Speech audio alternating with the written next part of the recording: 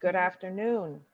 This is the New York City Board of Standards and Appeals public hearing for July 28th, 2020 at 2 p.m. The zoning calendar, continued hearings, item number 22, 2019-9-BZ 468 Tarji Street, Staten Island. Thank you. And this is a review session, so please don't call in. So the DOB objection was revised. The only waivers sought now are front and side yards. Bubble drawings showing the changes were not provided here, and they should always be provided. And if not provided automatically by the applicant, they should be requested by the project manager. So I want to ask all the project managers to please remember that if you receive drawings with changes, they must be bubbled and a clean set provided. And if you don't get that when you're reviewing the submission, ask for it. And obviously a cover letter as well. We didn't receive a bubble drawing, but they are signed and sealed with the last revision date of June 2nd, 2020, submitted on June 30th, 2020. The side facades were somewhat improved with a few windows and masonry with stucco finish. It's not exactly a sculptural solution to a three-dimensional building or structure, but it's better than what we had before. I wish there was a little more a kind of attention to the aesthetic of a three-dimensional structure. But what am I going to say? I'm not the architect. So, so I go to Vice Chair Chanda. I have no additional comments. I'm satisfied with the changes made to the facade. Okay. Thank you. Okay. Commissioner Otley Brown. I have no additional comments. Okay. Commissioner Sheta. Thank you, Chair. I saw the drawing submitted. They fixed the elevation callouts. I thank him for that. I still believe that we need to add to include a condition that enclosing the porch on the northern and the eastern sides would render the porch as floor area and would void the variance. So they don't have the motive to do it. Okay, you know what we could do is state that as opposed to a condition, the enclosure of a porch is always floor area. But what we could have sometimes in the whereas clause, you just recite the understanding that the porch will not be enclosed and kind of leave it at that, because the porch is always floor area if it's enclosed by definition. Yeah, and the drawing A102.00 does have a note that says per zoning 1210.5, the floor area of a building shall not include floor space in open or roofed porches, provided that no more than 50% of the perimeter of such bridge, breezeway, or it's basically quoting that whole section. Yeah. Okay. My point is if usually, it's closed, then wait, one person at a time. Sorry. Sorry, finish your sentence, Commissioner Shanda. So it's basically stating that per zoning regulation, it would not be counted towards floor area, but it would if it gets enclosed beyond 50%, whatever the requirement is. So that's there on the covered porch area. On the drawings. On the drawings, right on the porch. So it's, I did look for it, and I felt like when the plan reviewer is reviewing it, and anytime anyone goes to the buildings department, looks for the drawings, it's right there. Mm-hmm. So I was okay. I was okay with it. Okay, Commissioner Sheta. Yeah, first of all, I apologize. I thought when Commissioner Chanda stopped talking, I thought she's done. That's why I started talking. That's okay. But here's my point. My point, if you have a variance with an implicit condition, it's not necessarily that these conditions are listed on the resolution.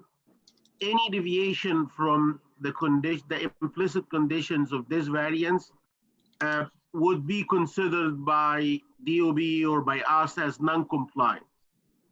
Mm-hmm. And if they enclose the porch, the DOB would like come after them, or we could like come after them and say, you're in non-compliance. So they still have some motive to back and forth between us and DOB and do something. But if we put it as a condition that if you do so, you will render your variance voided, they're gonna think 100 times before doing that, because they will have to restart the process from step 0. So I know it's there. I know it's implicit in the variance grant. I totally understand this, but I wanna like help them not to violate the grant by doing it, because when they see that kind of language, they're gonna think, like I said, before doing it, they're gonna think like once and twice, and that's all. Okay, but I just want to point out though, this is only yard waivers. It's not floor area waivers that we're giving them, right? It's only front and side yard waivers. So they're building the amount of floor area as of right. You still have that Yes, concern? but it's as of right, because the porch is not counted in the, is not in the equation, right? If you count the porch, I believe the floor area would be exceeded, correct? I don't know the answer to that because I don't have the drawing in front of me. But okay, so what we can, okay. Okay, so, yeah, because the other issue we had with this one was about the, on whether the attic is described is floor area, right? And how they're measuring the attic height.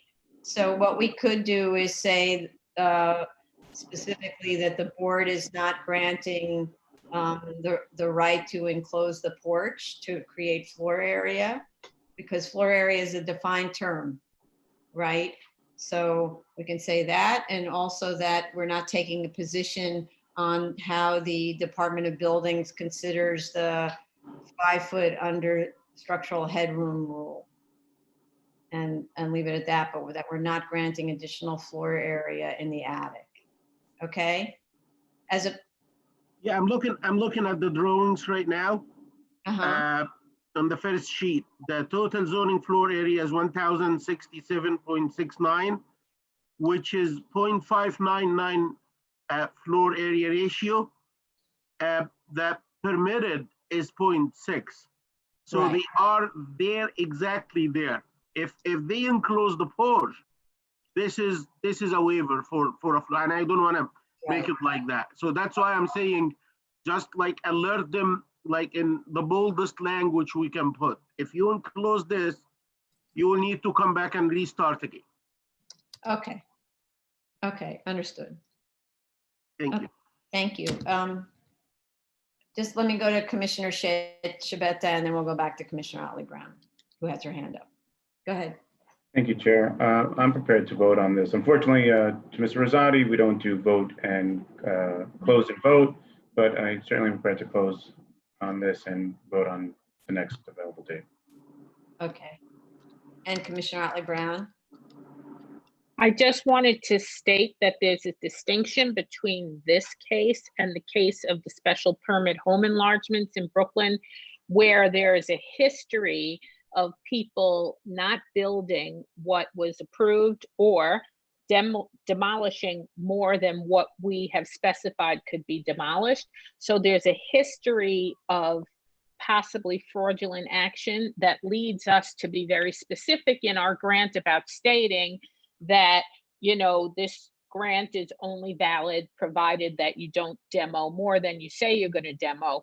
But we don't belt and suspender every single case coming through here as if we expect that they're going to do something illegal. So I don't know that we should really be doing that now. What have they done? What has this applicant done to suggest that they're going to be acting illegally? So why should we be doing that? That's the question. Yeah, so I'm not comfortable with saying it voids the special permit like we do with the demolition, but I would be okay with saying that the board is not approving the additional floor area that might be created by enclosing the porch pursuant to zoning resolution 1210 definition of floor area, or, and also that because we don't know how DOB interprets the underside of the rafters when it becomes floor area, because they have this cross brace that they're measuring from.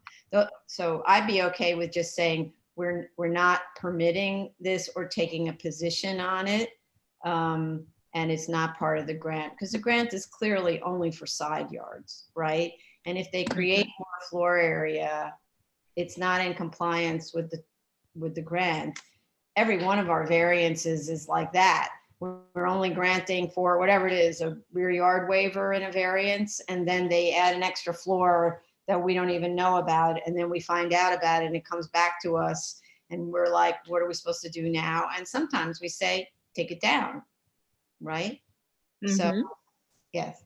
So it's true that we shouldn't always assume everyone's a scofflaw. I actually think that, you know, the design of this little house is very creative, and what they're have very limited open space to have a life on. And so using that kind of porch setback was quite a creative way of getting a little more outdoor space that's more private than their teeny little front yard on that one side, because they're squished up against one corner. It's this funny little triangular site. So I don't think we should be sort of limiting the right of architects to come up with good ideas for their clients, just because we also have cases where architects and clients like sort of skirt the rules in order to make things bigger and bigger and bigger. This certainly isn't one of them. It's a very modest solution, and I think very well designed. So, okay, let's move on.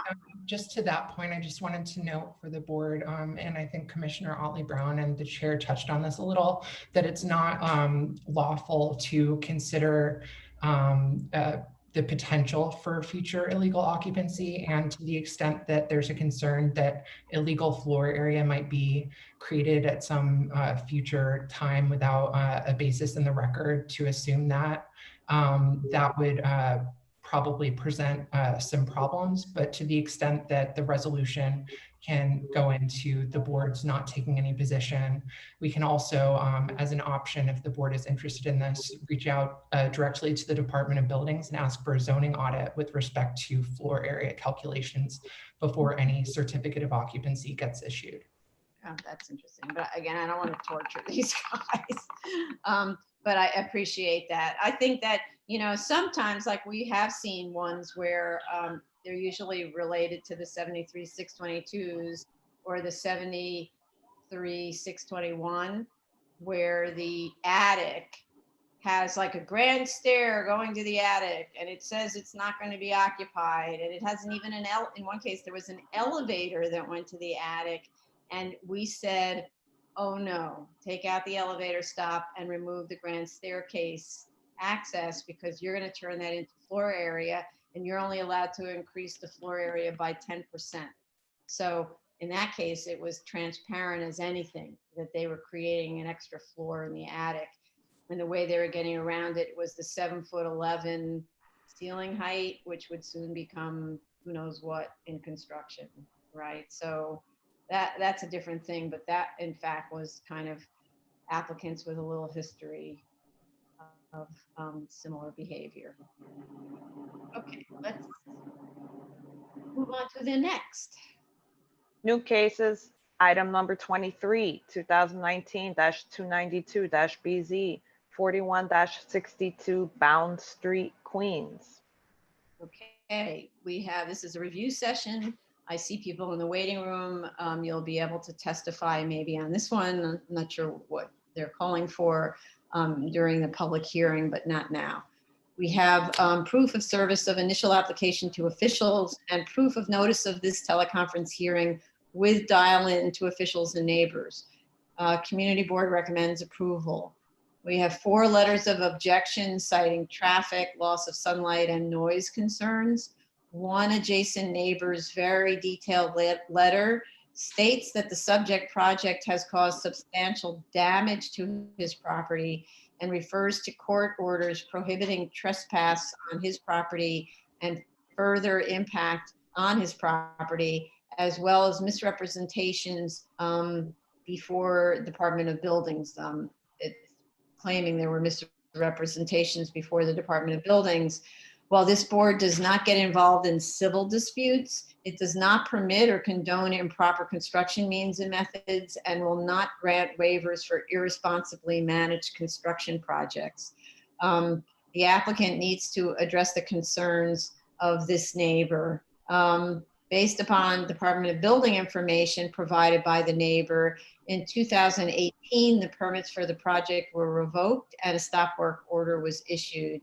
The Buildings Department BIZ website no longer shows a stop work order in effect, so the permits must have been reinstated. The applicant should explain why it was reinstated.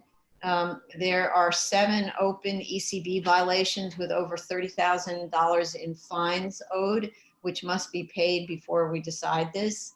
As recently as March 7th, a violation was issued by the Emergency Response and Construction Safety Team for work after hours without a permit and improper safety conditions on site and work not in compliance with the approved plans.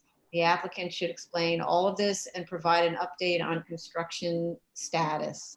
As with all of these applications, we need a signed and sealed survey by a licensed surveyor establishing the elevations at the site in NAVD 88 and also in above mean sea level, which is the FAA datum standard. The statement of facts is using NGVD, which is not the standard at the OB or the FAA. The statement of facts needs to be updated to reflect the receipt of the FAA and Port Authority determination, which the statement of facts states is forthcoming at page 6. On the 73-03 special permit findings, we need more information about the effect of this project on neighborhood character. For example, the heights of buildings in the immediate area, which should not be difficult to provide us with. The project is currently under construction. I'd like to know from the owner up to what height has been built to date. Photos are from 2019, but my understanding is that essentially it's been topped out. I'm a bit confused by the drawings that were submitted. Happily, they are more detailed than what we usually get as an initial submission for these special permits. But the reference to as of right height in the chart on BSA 12 and on the various elevations and sections is not given. According to the chart, as of right heights are 212 to 223 feet in NAVD 88 and 222 to 224 feet in above mean sea level. According to the drawings, the as of right height is 222 NAVD 88, so it's not the same, and 88 and 223 above mean sea level. None of these heights agree with the heights shown at page 8 and so on in the aeronautical study, which range from 219 to 221 above mean sea level, so nothing's coordinated. By as of right, which is used in the drawings, I'm trying to understand what they mean by as of right. Do they mean that the zoning resolution would permit a building of the height of the as of right height to proceed without waivers? And what section of the zoning resolution allows this? Nothing's provided on this. And that is, this waiver is being requested to allow only the bulkhead to penetrate the as of right height to an FAA maximum of 235.9 NAVD 88, whereas the actual bulkhead top is 229.35. So I'm kind of confused about, I'm very confused. What's allowed as of right by zoning? The FAA approval appears to be much higher than what is needed for the bulkhead height. And what's the bulkhead height? And all of this needs to be in NAVD 88 and mean sea level as datum. The drawings need to clearly state on the drawings what the as of right height under the zoning resolution, as well as the FAA determination heights, and cite to the sections in the zoning resolution that allow those heights. The building is also in a height factor zoning district, so we need to see the location of the maximum street wall height and the sky exposure plane on the sections. There's a ZD1 I found on Biz, which shows a 14-story building at 158 feet to the top of the bulkhead, which presumably is an as of right according to zoning building, or they wouldn't have gotten a permit. 158 feet, which I believe is being measured from grade. Yes, so above grade level, 158 feet above grade level seems to exceed most of the studied coordinates on the FAA determination. So I don't understand how they get to 158 feet. And I know DOB doesn't look at these kinds of analyses in detail. But actually we're mixing apples and oranges, since the FAA reference points are mean sea level, DOB's is NAVD 88, and we need all the figures to be reflected in those datum, and also above grade, so that, or above curb level, whichever is the standard for this zoning district. I note that the 2014 BSA resolution, number 347-12BZ for 42-31 Union Street. Thank you, Commissioner Shanda, for finding that. For the building that was previously approved for this special permit, that is referred to in the FAA determinations. It is right behind this building, and indicates that the maximum as of right height within the flight obstruction area is 155 feet, which is significantly different from what is presented in this application. It was approved at 243 feet, but I don't know under what datum. The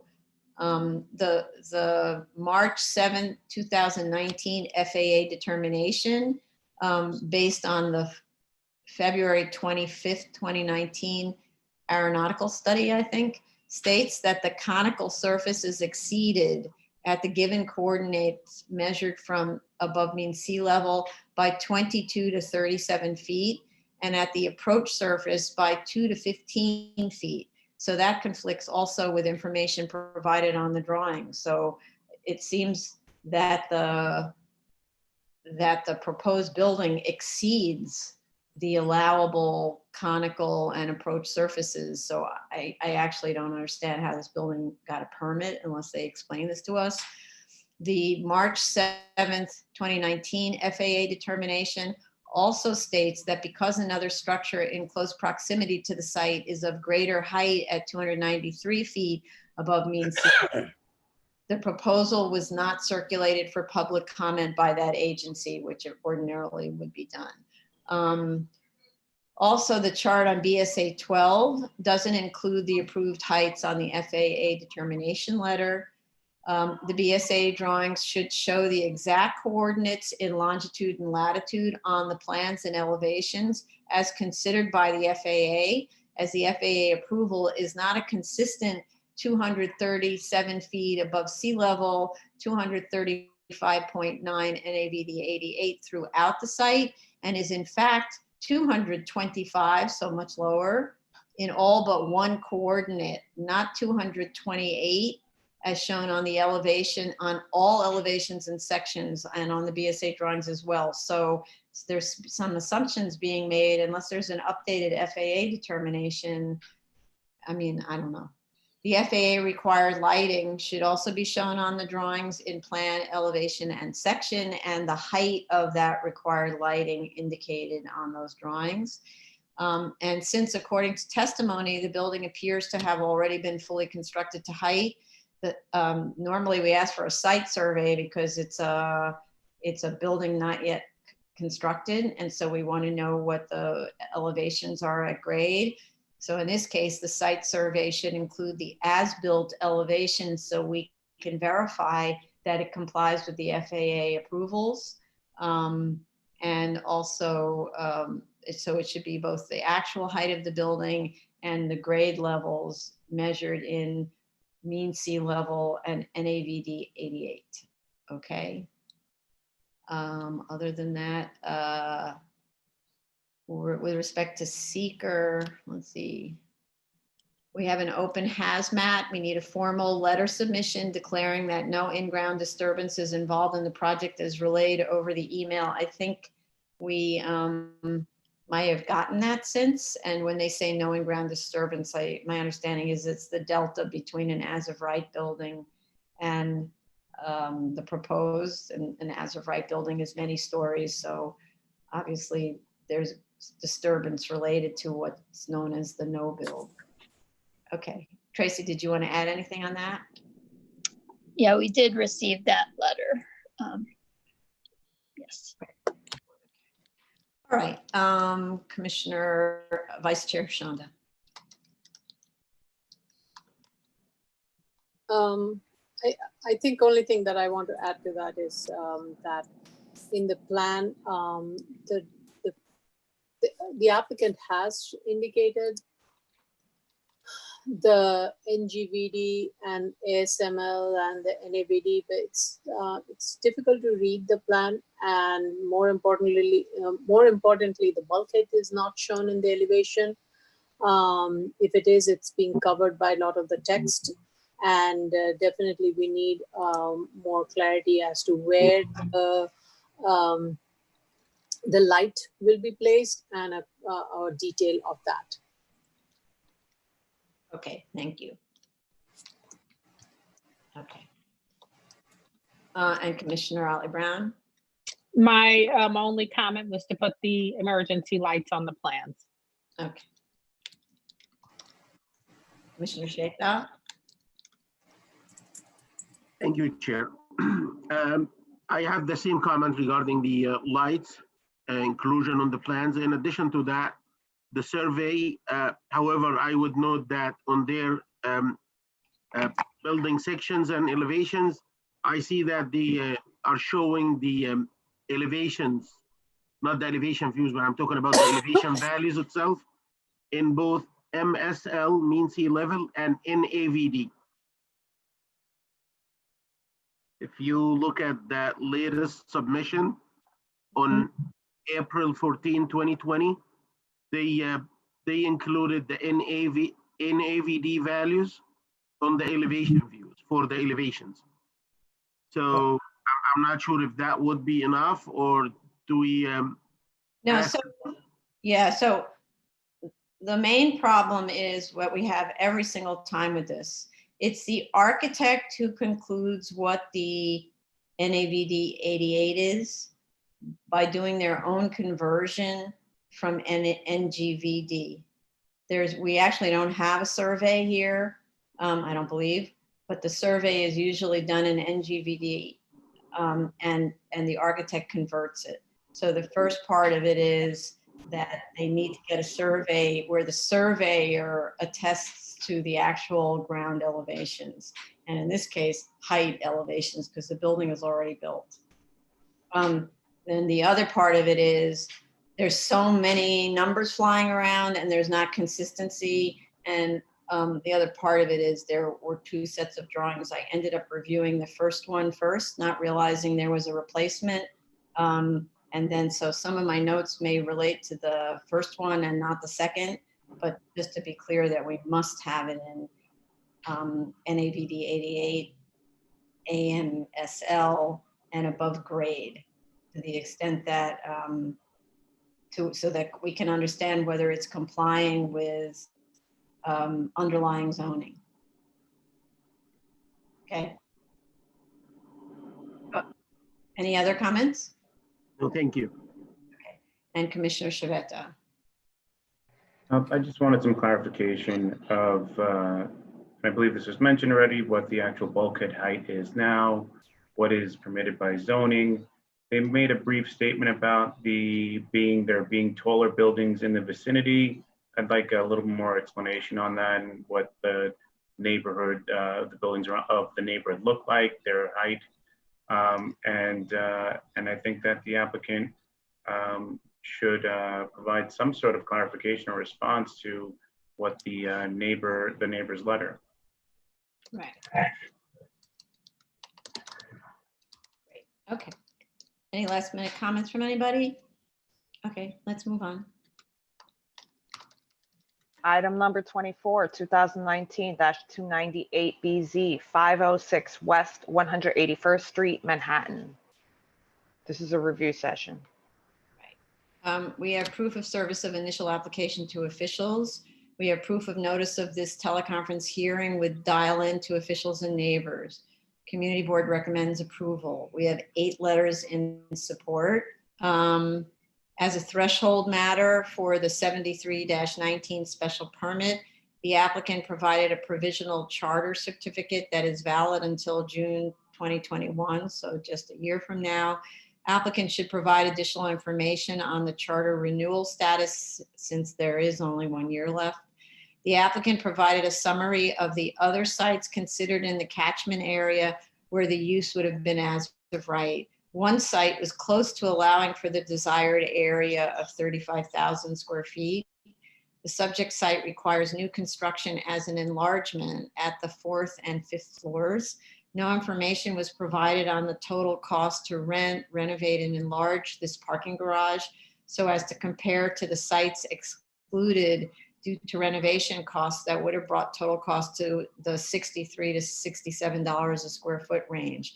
We were just told the other sites are too expensive, but this site isn't, you know, a plain vanilla box ready to go. It actually requires extensive construction in order to make it ready for a school.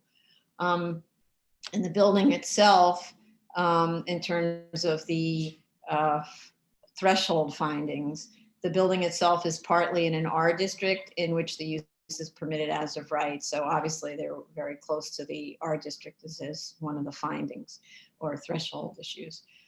Cutting to the most critical issue, which raised in this review, Department of Transportation on June 25th, School Safety does not recommend approval of the application due to concern about adverse impacts to bus and traffic operations because West 181st Street between Amsterdam and Audubon Avenues is a congested roadway with curb space assigned to public transit.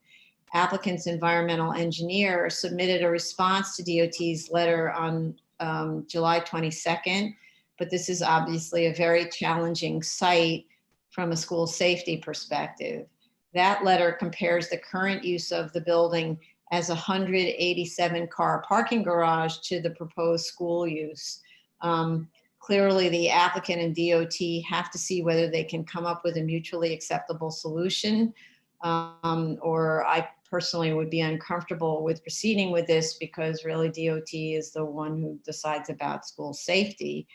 DOT's concerns are understandable, though given what appears to be an inadequate consideration of the challenges presented by this location.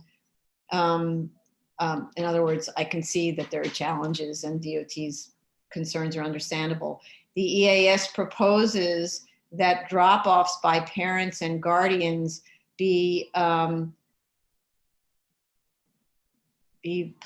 replaced by, I'm having trouble reading my own thing. Oh yeah. The EAS proposes that drop-offs by parents and guardians be replaced by their parking their cars in available on-street parking spaces and walking from wherever they park to the school, or parking in the bus-only parking area, the school bus-only parking area that DOB must approve, and it doesn't seem like DOT must approve, and it doesn't really sound like DOT is amenable to approving that bus parking area. And that requires an elaborate bit, so doing that requires an elaborate bit of scheduling with school escorts and for parents to arrive in between bus arrival departures and departures. They just don't sound like realistic scenarios given what we know about parent drop-offs. So the idea that a parent has to drive around the neighborhood looking for parking and then park and then walk the kid to school just isn't what we know happens. They're going to drop off in front of the school unless there is some other kind of provision. And it sounds to me that Yeah, so that's the first. Applicant's July 22nd letter I found quite disturbing concerning DOT's review is misplaced in my view and carries with it a very unattractive and inappropriate attack on an individual DOT staff member.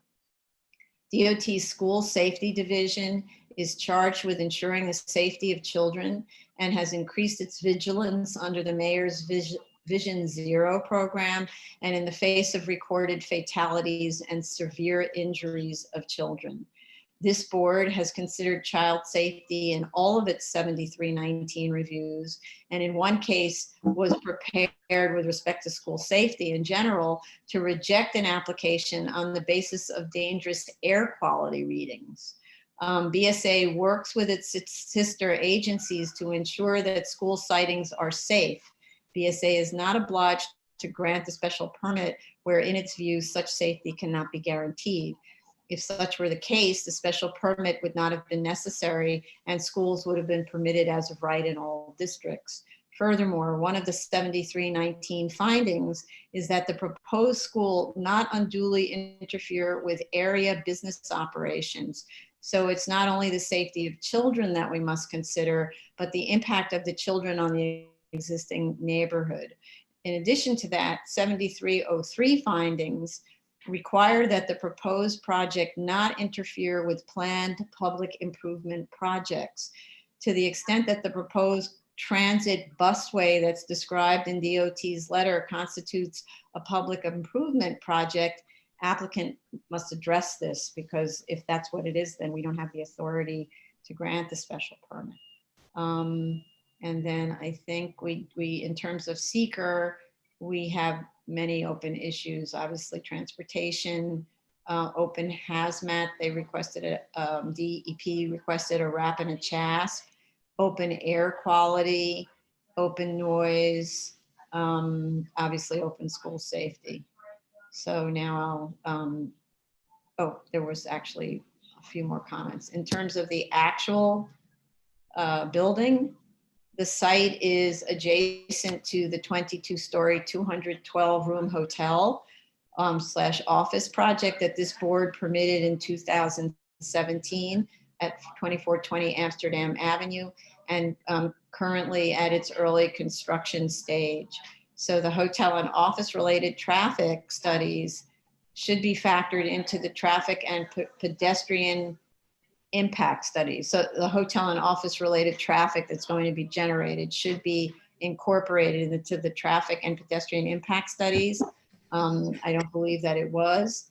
2016 data for this use is available in the BSA archives. So, and maybe it could be projected forward.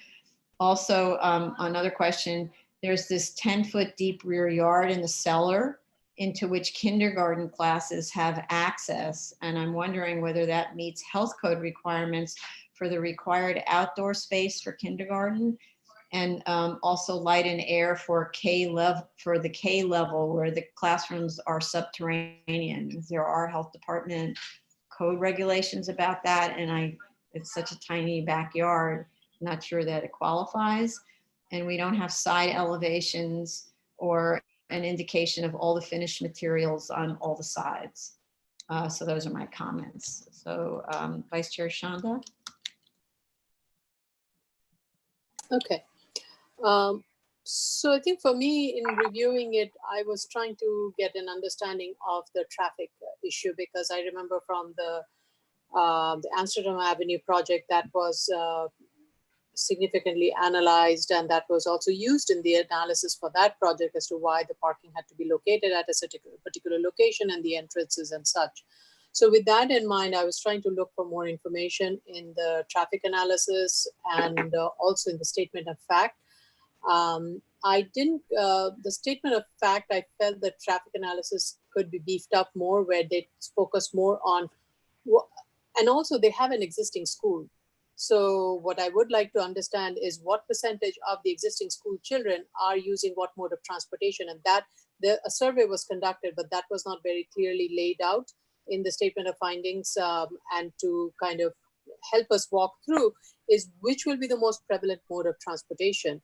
And if it is going to be buses and walking mostly, and a few vehicular trip during the peak period, how does that measure to the surrounding peak travel condition at that time? And I don't think that was quite clearly spelled out in the statement of fact. One has to go to the SECRA, I understand that, but I think it needs to be carried into the statement of facts also clearly. I had one question with regards to the site selection. While the applicant has identified clearly, which site qualifies for which of the criteria or does not qualify for which of the specified criteria.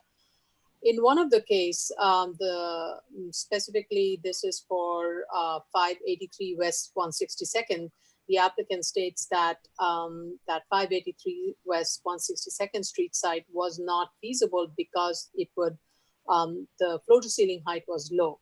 Okay. However, when I look at the plan here, pretty much all the floor to ceiling heights are going to be changed. None of the existing floor to ceiling height, the building does have a higher floor to ceiling height probably compared to what 585 West 162nd does. However, even in the subject site, with regards to the subject site, the applicant is proposing to raise the floor to ceiling heights for pretty much all the floors. So there is a significant amount of construction, which goes back to the point that you have raised, is what is the cost associated with it and why this stands out better, especially in this case, compared to 583 West 162nd Street. So I think those really were my comments. I didn't have any questions on the plans. I thought it was a pretty well thought out plan in the way they have separated out the core classrooms on the exterior and the other music room in the cellar to reduce the noise. And we don't weigh in on that anyway. In terms of the, the school safety element of it, it is a very busy intersection, and I would like a little bit better clarification on how the children are going to be chaperoned from the drop-off area to the classrooms. And I think I will get a better understanding only after they have also explained what is the predominant mode of transportation of the kids and how that is going to be carried through. Okay, thank you. I just want to point out, though, the EAS goes into it elaborately and assumes that the breakdown will be the same as at their other school, and it's something like 20% is car usage. Right. Right, and so that's part of when you read the school safety letter, they say, look at that, there's going to be, I forget what the number is, a lot of drop-offs, and they're concerned about cars parking in the bus lane when they do the drop-offs. Mm-hmm. Right. The public bus lane. So, okay, right. Thank you. Commissioner And I think just to that, they should then talk to what the, what is going to be the typical bus drop-off, what is going to be the drop-off time period. And at that time, what I meant more specifically is how many buses will be, New York City Transit buses will be providing service along that route at that time, and therefore creating the service. If it's one in every hour, maybe it's different. But if it's every 10 minutes, it's not so. Yes, according to DOT, it's one every minute. But yeah, go ahead, Commissioner Otley-Brown. I just have to say that after reading the application and reading the DOT letter, I did take a drive over there in the morning on Friday to see what was going on.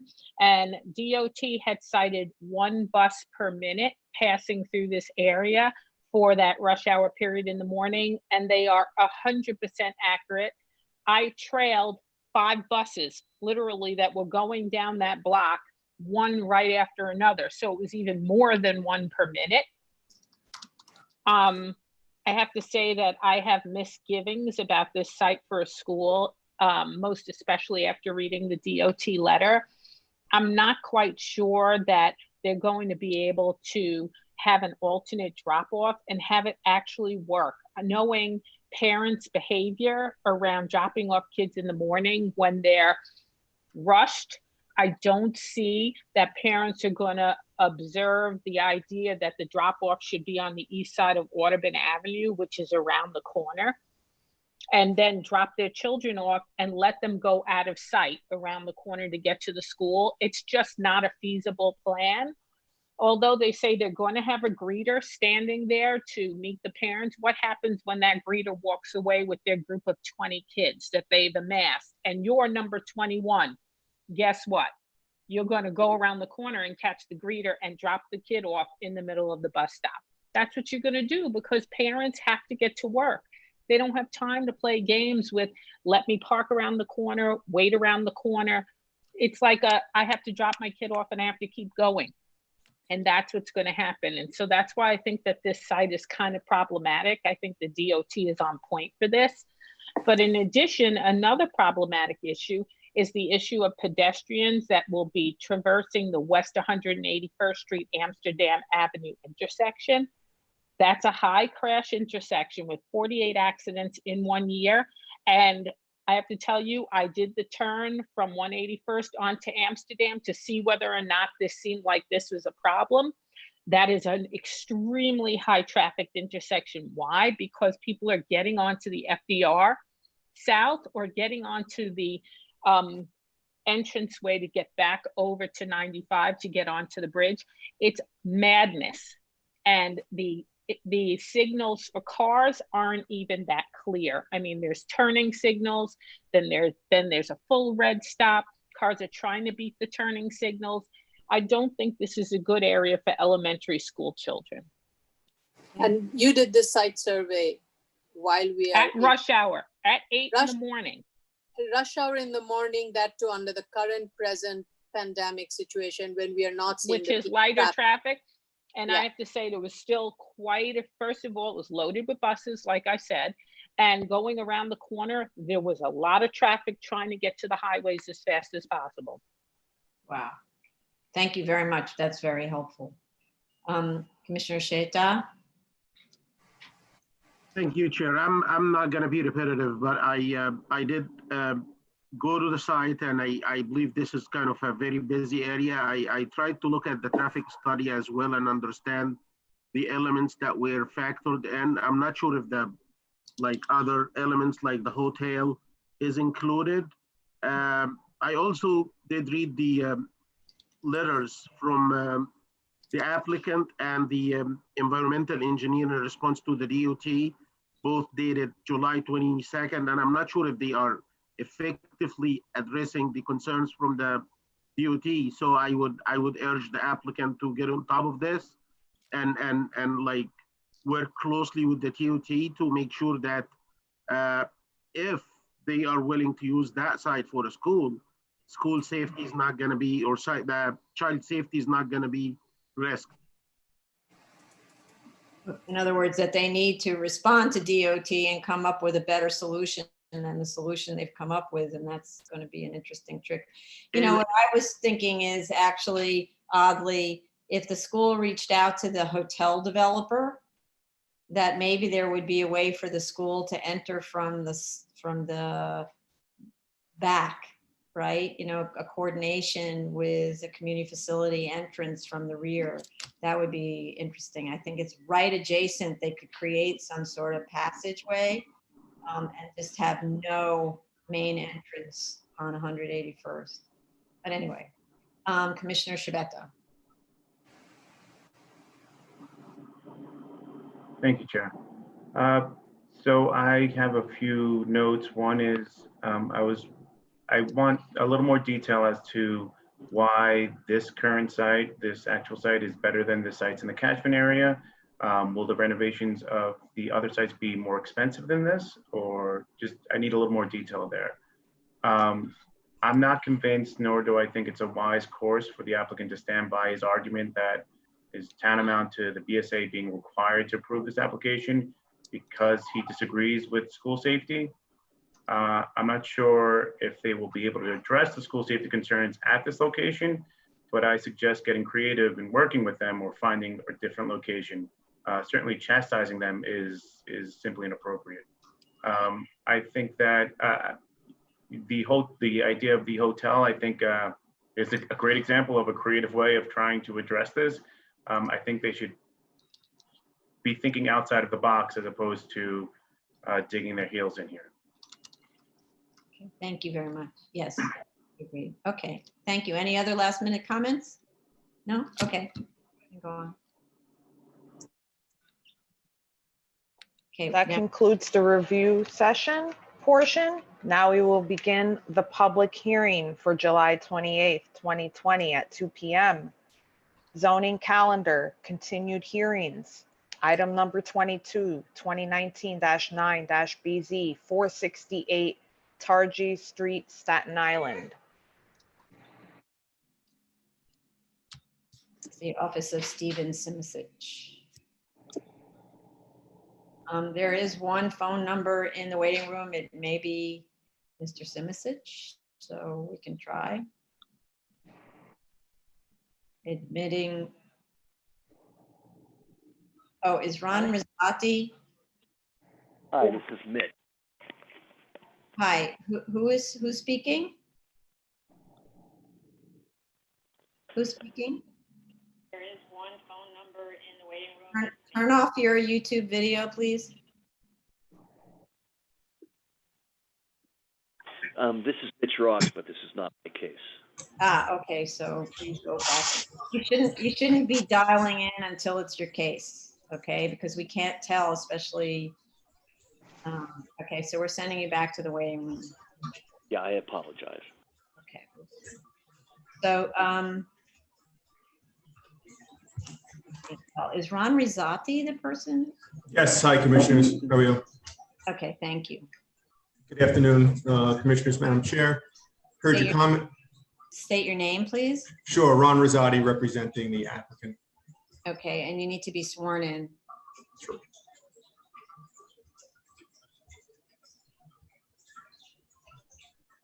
Just a second.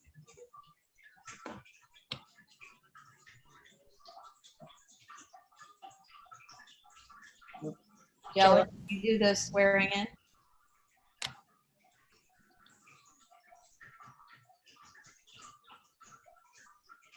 Sorry, I apologize. Do you affirm to tell the truth, the whole truth, and nothing but the truth in your testimony before this board and to respond honestly to board member questions? Yes, yes, I do. Do you expect anybody else on the line for your No. case? Okay. No, I do not.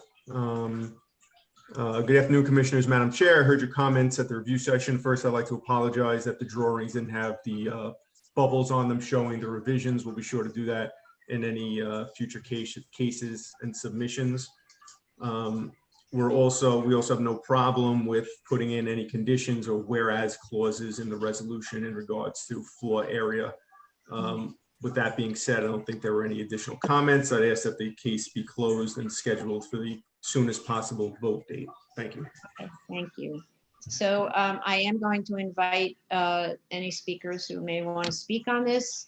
There were some people in the waiting room, other than one we know. So there's someone with the name KDRO22 who I will admit and see for what case that person's calling. But if anyone else would like to speak to the Targi Street case, Calendar number 2019-9-BZ. 468 Targi Street, Staten Island. Please dial into the number that's shown on the video. Please mute yourselves, everybody. And invite any speakers. Sorry, Mr. Rizzotti, can you turn off your YouTube video, please? And the other person who I just admitted into the waiting room. The person whose name is K Grow 22. Can you identify yourself, please?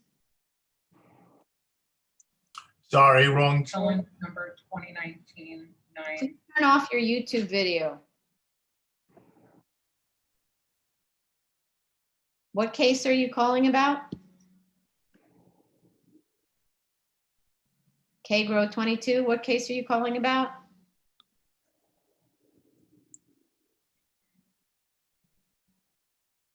Not getting any, we're putting him back in the waiting room because we're not getting a response. Okay. Okay, so it doesn't look like anyone is calling in about this case. So I'd like to make a motion to close the case. Chair Perlmutter, Aye. Vice Chair Chanda, Aye. Commissioner Otley Brown, Aye. Commissioner Sheta. Commissioner Sheta, Aye. Commissioner Shabeta. Okay. Application's been closed. Okay, thank you. And there's no submission on this, so we'll try to set it up for as soon as possible decision date. Okay, thank you very much for calling in. Thank you, commissioners. Okay, thank you. All right, new case. New cases, item number 23, 2019-292BZ, 41-62 Bound Street, Queens. Please state your name.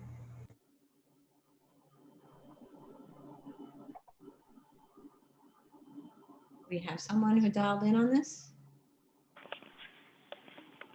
Hello, Yes, state your name, please. my name is Mitchell Ross for the applicant. Okay, this is an A case, right? No, No, it's a BZ. Oh, it's a BZ, so you have to swear them in. Do you affirm to tell the truth, the whole truth, and nothing but the truth in your testimony before this board and to respond honestly to board member questions? I do, yes. Do you expect anyone else to be joining you? Yes, the architect was on the line. His name is Anthony Yang. Yeah, we got him. Okay. First of all, I want to thank the board. Is that the only person? I think we also To tell the truth, the whole truth, and nothing but the please turn off your YouTube video. And we also need to swear him in. Sorry, I didn't realize there was another person. Okay. Okay. Do you affirm to tell the truth, the whole truth, and nothing but the truth in your testimony before this board and to respond honestly to board member questions? First of all, I want to thank the board. Sorry, is that the only person? You must turn off your YouTube video, Mr. Ning. And also, can you acknowledge the affirmation? We also need to swear him in. Sorry. Over here. Please, Mr. Ning, you need to swear, be sworn in. So did you hear it? Can you hear us? Yes, he echoes. Okay, so let's swear him in again because I think you must turn off your YouTube video. You must turn off your YouTube video. And also, can you acknowledge the affirmation? Hearing ourselves 3 times. Turn off your YouTube. Just shut it down. I'm sorry about that. So Okay. please raise your right hand. Do you affirm to tell the truth, the whole truth, and nothing but the truth in your testimony before this board and to respond honestly to board member questions? Yes, I do. Okay. All right, Mr. Ross, please proceed. Okay. We both listened to the review session, and there were extensive questions, some of which I'm going to need to address in writing, having to do with neighbors' concerns. So we're here to answer some of the questions, but I think under the circumstances, to make sure that the case is clear and there will be no more inconsistencies that you've noticed. You know, I noted about 30 questions, and I think at this point, we just need to go back. We clear it up. I thought it was cleared up, but apparently not, and I apologize for that. Okay. So are you going to respond to our questions now, or are you going to say we're responding in writing and that's how you're going to go? I think we should respond in writing. I think Anthony and I will sit down, carefully listen to the review session again and go through it, each comment and each question. I understand what happened from your point of view. You had an original set of plans, and at first you didn't realize, and then there's another set of plans. And so we really need to parse it out. And I think it'll save the board time and ultimately us time in the long run, if it's okay with the board. Okay, well, I do have some questions for the architect. Can you pronounce your last name? So we N, N. right. So can you explain, tell us what stage the project is? Are you hired to observe construction? No, we are not. Oh, so what we need the next time, Mr. Ross, is the project manager and the owner to participate. Because the architect not being hired to observe construction won't therefore know what the status of construction is, right? So in other words, and he's not your client. So Mr. Ross, you need to come with your client and the project manager. Because the comments from the neighbors are about poor construction management. I see. Not poor design, right? Okay, you understand that, right?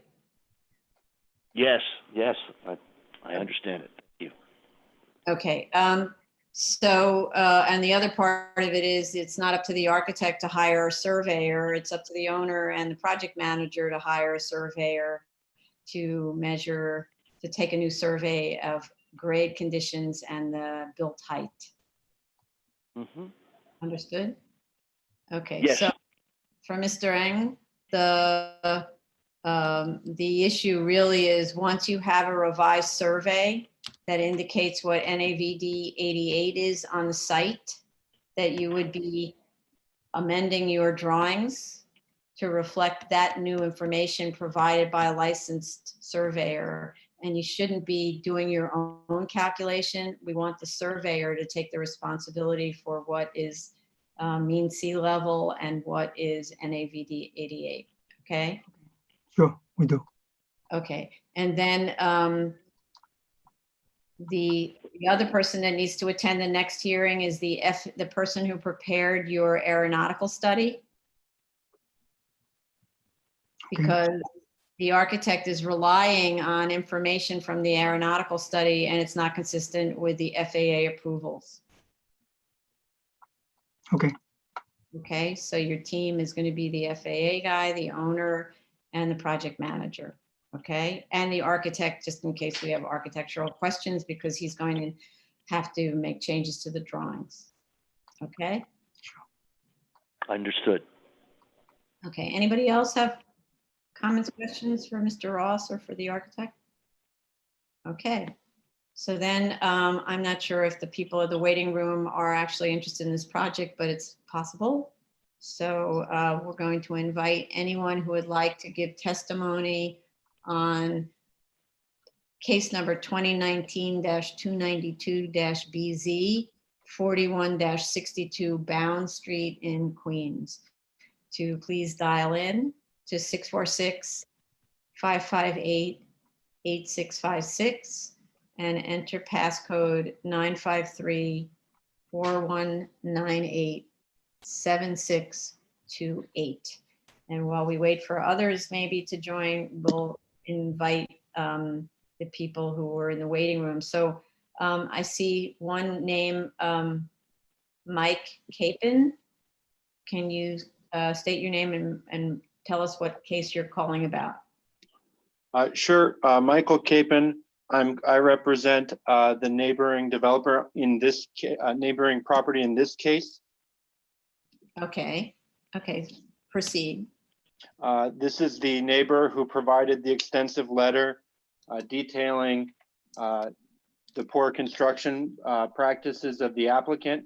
Just to touch upon, there is issues with trespass, destruction to essentially hundreds of cubic yards of land during the renovation, during the excavation, and extensive litigation, violations of restraining orders, and just a history of really poor construction practices that we believe would support a denial of this application.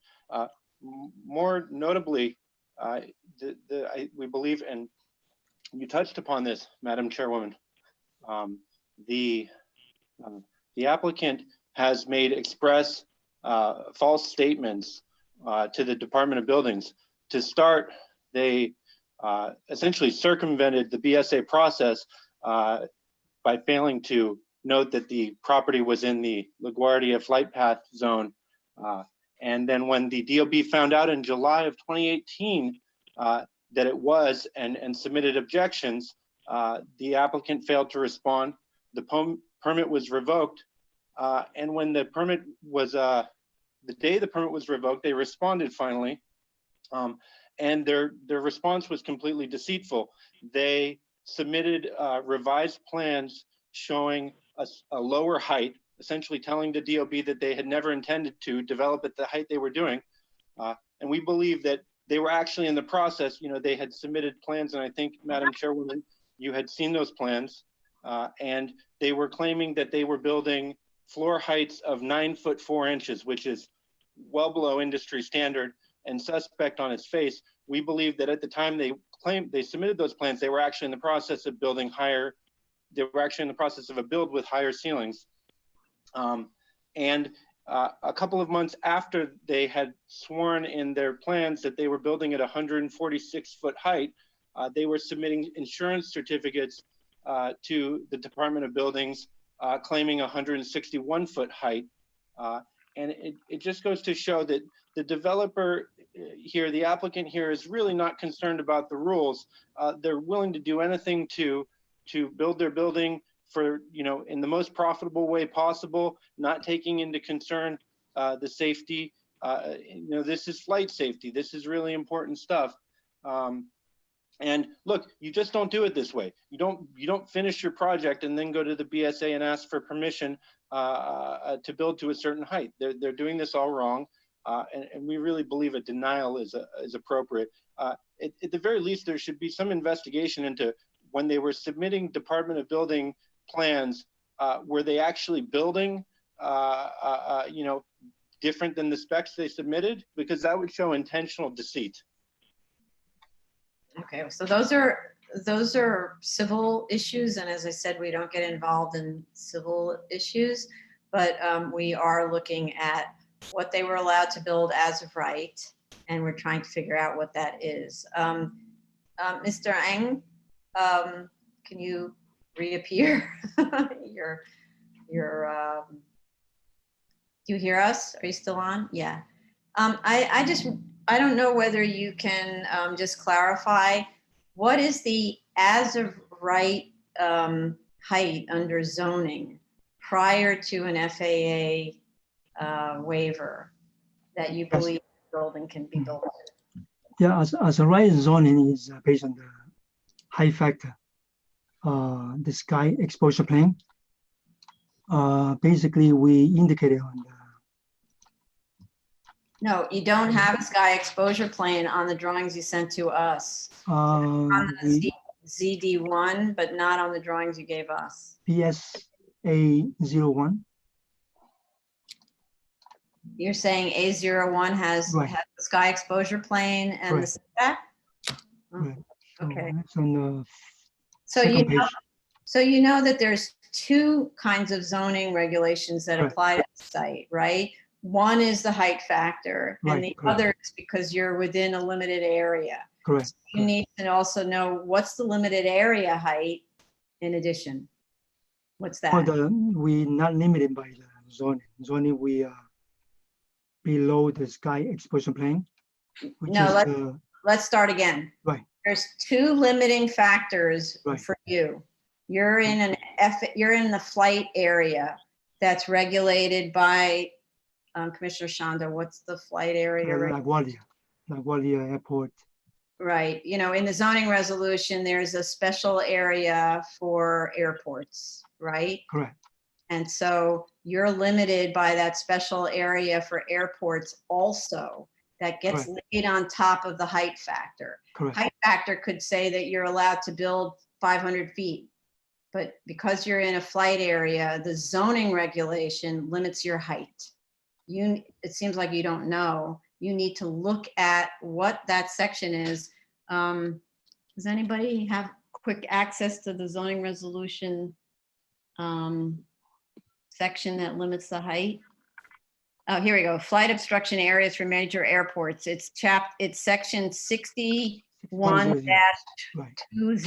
right? Correct. It requires that you figure out based on that section, what's the maximum height of the building that could be built as of right without going to us or to the, well, without going to us? Right, we indicated on this submission on the page. What You is go it? to page I think 12? you're talking about sheet 05 or sheet PSA 12. 12. Based on like Wally Airport, we limited to 230, 229.35. NAVD 88. So this is very confusing Right. because the other building right behind you, according to the FAA study, said that the maximum allowable height was 150 feet. So something's wrong in your analysis. I'm sorry, this is the NAVD we are talking about right now. The You know, whichever, it's Right. very far from 229 feet, right?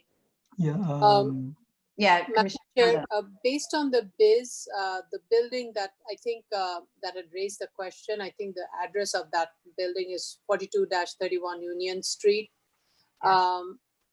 That per BIS, the building record that was filed, it is built to 230 feet. And when I did go to the site visit, that's so. No, you're I'm a little misunderstanding my confused. point. We granted that a FAA waiver. My right. question is, what is the as of right height under zoning? The Okay. as of right height under zoning, we read someplace else, is 150 feet, 155 feet. According to the resolution that we have, it says 155 feet in the flight obstruction area is the maximum height in our zoning, in our resolution. So the maximum height cannot be 239 feet or whatever on this site. They're in the same place. right. Our proposed height is 156.25. That's the height of the building above the I think ground. the Okay, height so indicated Right. resolution. So you know what, I'm feeling that you guys need to sit down with the FAA consultant because you seem to be very confused about all the different datum. There's heights above grade and there's heights above mean sea level and all of that stuff, right? You need to coordinate what the zoning permits. And in light of this FAA determination we have for the other site, which is, Mitch, please write this down. It's BSA Resolution 347-12BZ. That's the resolution for the building at the rear where we analyze that, right? So you can't have your as of right be completely different. Right. Okay, so I don't want to discuss this anymore on screen because it's too confusing, but please look at it and show us your calculations. Don't just tell us what it is. Show us the calculations. And I think you're going to need the FAA, let's say the aeronautical engineer who's working with you to do the calculations for you because they usually understand better the conical planes and all that sort of stuff, okay? Okay. All right, so there were other people who had signed on, maybe Arnold Adlin. I think two of the others are for the next case. So we should admit Arnold Adlin. Madam Chair, I have a question for the, I think it was an attorney that testified on behalf of a property owner. Is there something in the record I'll be able to look at to see which property he's writing about or testifying about? He didn't mention. Oh, well, that's in our record. We got a letter of opposition from a neighbor that said, and it shouldn't be a secret to you if you represent this owner, because apparently you're in litigation or your client is in litigation with that neighbor. Yeah, I'm not sure when it came in, maybe because of COVID. I didn't see it. I apologize, but I'll look for it and address it. Okay, thank you. Perhaps Mr. Capon, you could just tell us what the address is of your client? Yeah, 4223 Union Street. I'd also just like to note, as part of the explanation, when they come back with supplemental materials, they should explain to the BSA why, when they were seeking a permit, they didn't mention being in the flight path. And then a few months later, in December 2015, they were making an application to the FAA. Mr. Capen, we don't go backwards in time. We're trying to respond to a request now. So if they've made mistakes before, it wouldn't be the first time that a builder makes a mistake. Sir, I'm sorry, we're not going to have a debate about this. We're moving forward. They don't have to justify their prior existence. We're trying to move forward on this case and figure out whether they're entitled to the height request and whether they've applied properly. Okay, to the extent that there are civil disputes, that's a civil dispute, and we don't handle the civil dispute. If there are construction flaws that are putting your site at risk, then we reach out to the Department of Buildings and have site safety from Best Squad come and inspect your site. Yeah, Commissioner Sheta? Yeah, I just want to mention that I hear them, the attorney talking about like deviation from the industry standards when it comes to like the construction process. The BSA is not the agency to report kind of stuff like that. If you believe that there is something that's concerning you, you could report it to the DOB. Right, which you've apparently done already. So, okay, we have some other names. Maria Gonzalez. Mr. Adlin, did you call in for calendar number 2019-292 BZ? No. What case did you call in for? The school. Okay, we're going to put you back in the waiting room then. Okay, sure. It doesn't appear that any of the other people had called in earlier, and the applicant has already dialed in for the next case, so it doesn't look like there's any more public testimony. Okay, what about Maria Gonzalez? Yes, hi, Chair O'Meara. This is Jack from 5D Architecture and Engineer. I'm a professional engineer that is associated with the building adjacent to 4162 Bound Street. And my concern is because of— Sorry, are we talking about the tall build, the 14-story building that's being constructed near LaGuardia Airport? Yes, ma'am. Okay, I'm sorry. Your name is showing up with Maria Gonzalez. That is my wife's name. So I want to just rename you. Can you tell me your name again? Jackman, Jackman, and Prescott, Prescod as in David. COD, Prescod. Okay. Yes. Okay, got it. One of my concerns that we encountered that our property, because of the height of this building, I believe if they went through the process originally with the BSA, it would have solved a lot of the issues in terms of how this building was constructed within the limited flight area.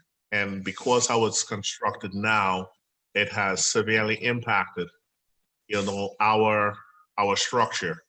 So my question to you, I know— Sorry, which structure is your structure? 4223 Union Street. That's the building which is in the rear. That's the building that you approved. Oh, it's affected that building also.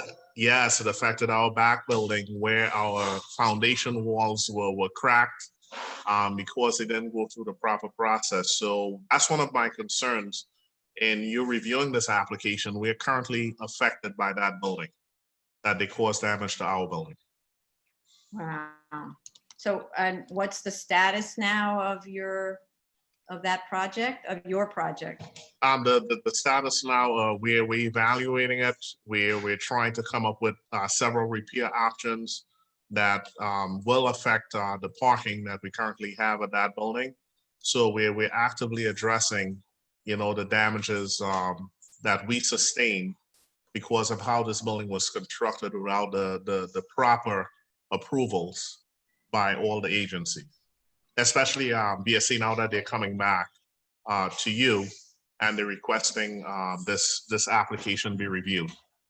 So that was my input here, that Okay, we are currently affected right now by that building. appreciate it. So for the next hearing, I don't know if you heard when we started, but I directed the counsel for this property to bring the owner, the project manager, and the FAA flight engineer, which is a different thing, the aeronautical engineer, to the next hearing, because we do sometimes dig deeply into poor construction management when we see that the site is a hazard, and then we get DOB. In fact, we will reach out. Mr. Ricketts, are you here? Ted? We have a compliance officer who will reach out to DOB directly for best inspections. But have you had DOB come to the site? Yes, DOB has been to the site several times. Our damage has been documented. I am a FAA unmanned pilot, so some of the issues that I hear on this call regarding average, grades or NAGVD, I understand what's happening there perfectly. So, but the DOB has visited the site. I'm familiar with, the limited height that within the fly zone. So a lot of those things that are being discussed, I'm familiar with. So I am just, on here just to share my concerns of where we currently are in terms of the process while you're reviewing this application. Right, okay. Okay, appreciate it. Please keep us, Commissioner Shanda? I have a question. When I was on a site visit, I noticed both of these sites have a stop work order, the subject site and the site that Mr. Mr. Prescott is referring to. Both of them have stop work order, and DOB website also indicates has a partial stop order on this site. So what is the reason for the stop work order? We have been going back and forth with DOB because of some of the damages we received. The DOB has placed a stop work order until they are properly addressed. So they have a concern, with our building that we're addressing right now.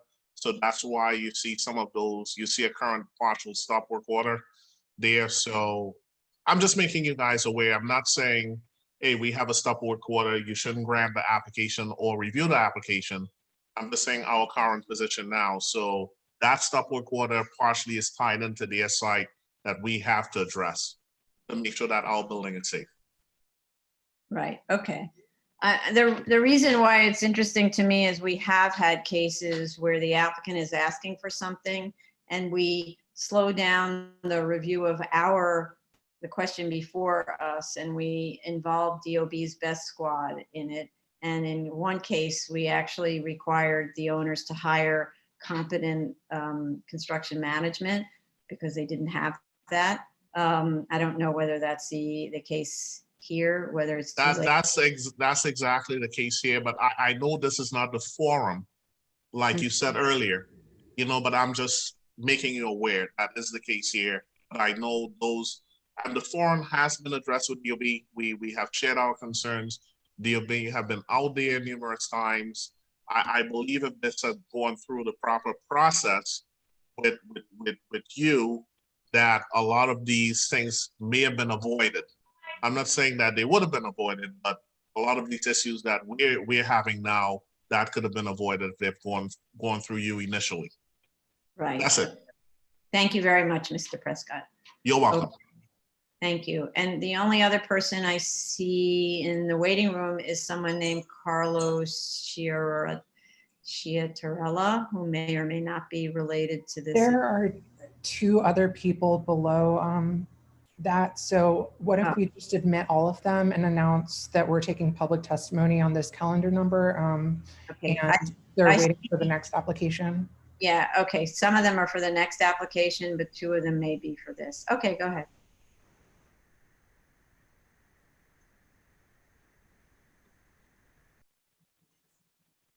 Okay, so we just, please everyone turn off your YouTube video. Below and announce that we're taking a public. Off your YouTube. And if you are calling in for calendar number 2019-292. Some of them are for the next application, but 2 of them may. Please. Okay, go ahead. Do it again. Which is 41-62 Bound Street, Queens. Please unmute and state your name.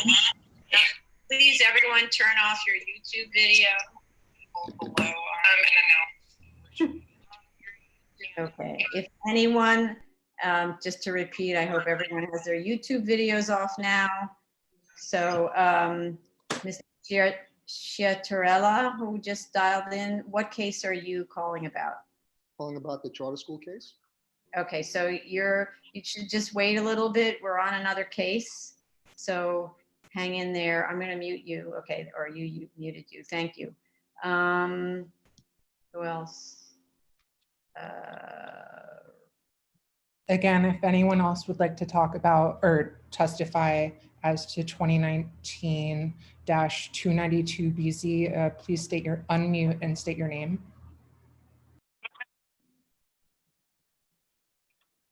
Okay, I think we have everyone. The only other person is, yeah, I think we have everyone. Okay, thank you very much, everyone, for calling in. And Mr. Ross, we will, oh, I need to know how much time you need to respond to these extensive questions and to the concerns of your neighbors, which turn out to be 2 sets of neighbors. And if you're not aware, there's a very large building going on right behind your building that your client's construction has undermined. Mr. Ross, you still there? I think I'm going to need at least 6 weeks to go through all of it. Okay, well, we may put this on earlier because apparently you have sort of a nuisance situation, but okay. Okay. Okay, thank you very much. Okay. Okay. You can call the next case then. Thank you, and I hope everybody will stay safe. Thank you. Thank you. New cases, item number 24, 2019-298-BZ, 506 West 181st Street, Manhattan.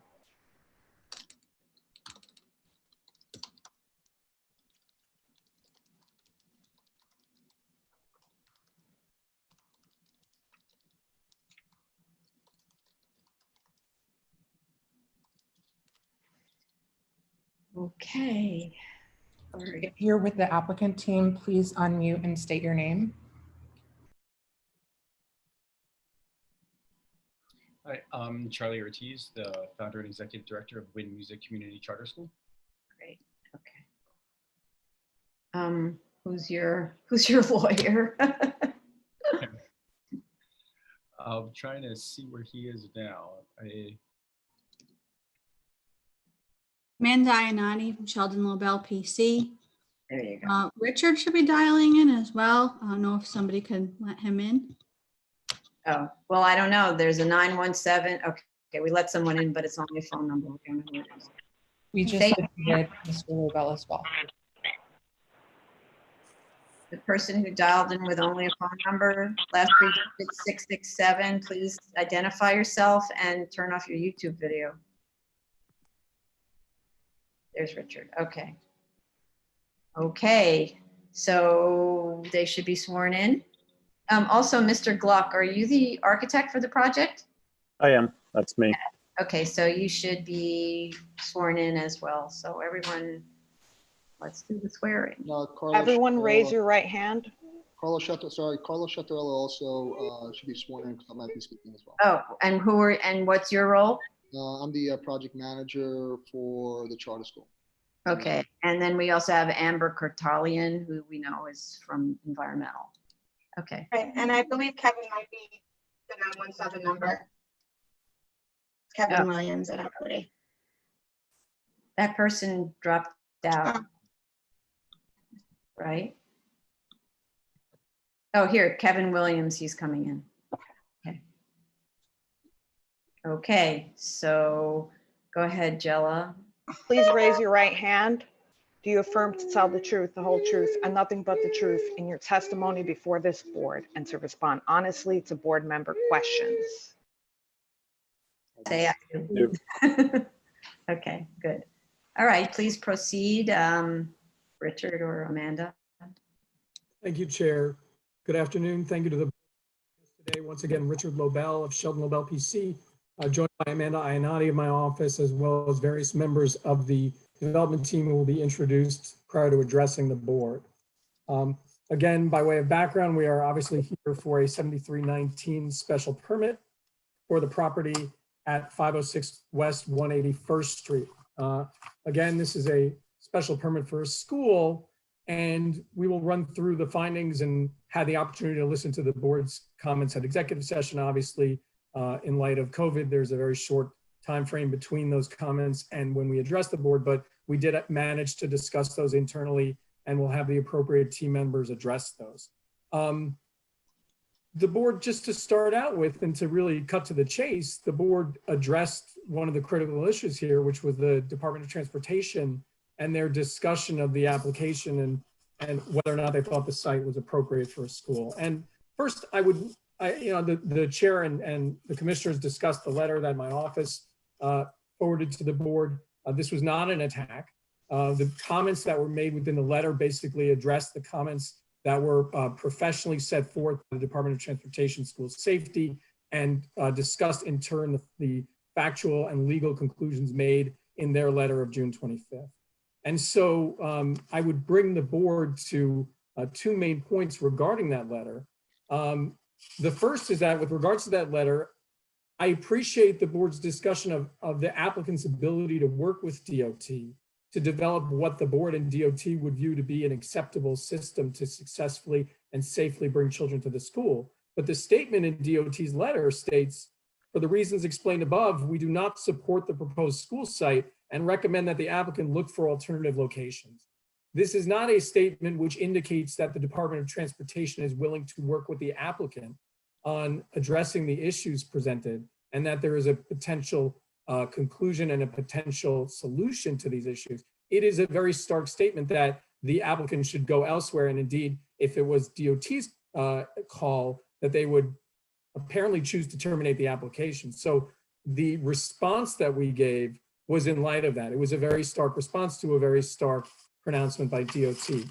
But the second discussion point I would raise, and obviously this is a very rich topic area and one which is very much in front of the BSA on this and other matters, is the concluding sentence to the first paragraph of DOT's letter, which is, we have reviewed the provided materials and we cannot support that the school be sited at this location due to, quote, concern over significant adverse impacts on bus and traffic operations.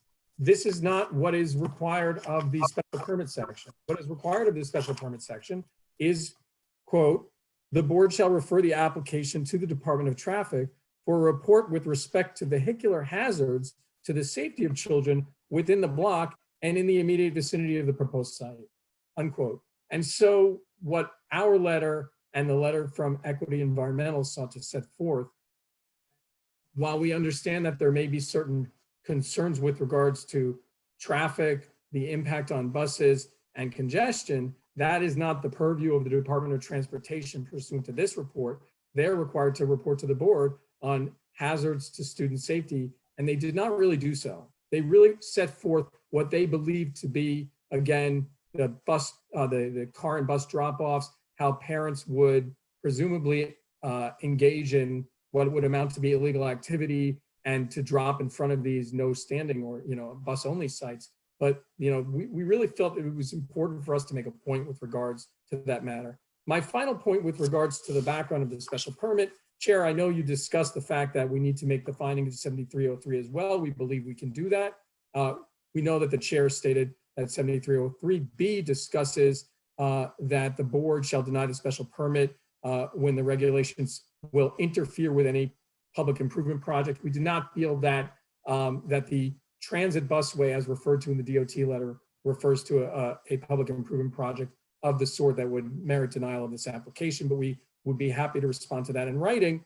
And the second point, which I would make, which really goes to the heart of this and goes to the discussion regarding the DOT letter, is that 7303D talks about when the board may request a report from the Department of Transportation regarding the specific impacts on anticipated traffic congestion. And those are three: sections 73-243, 73-48, and 73-49.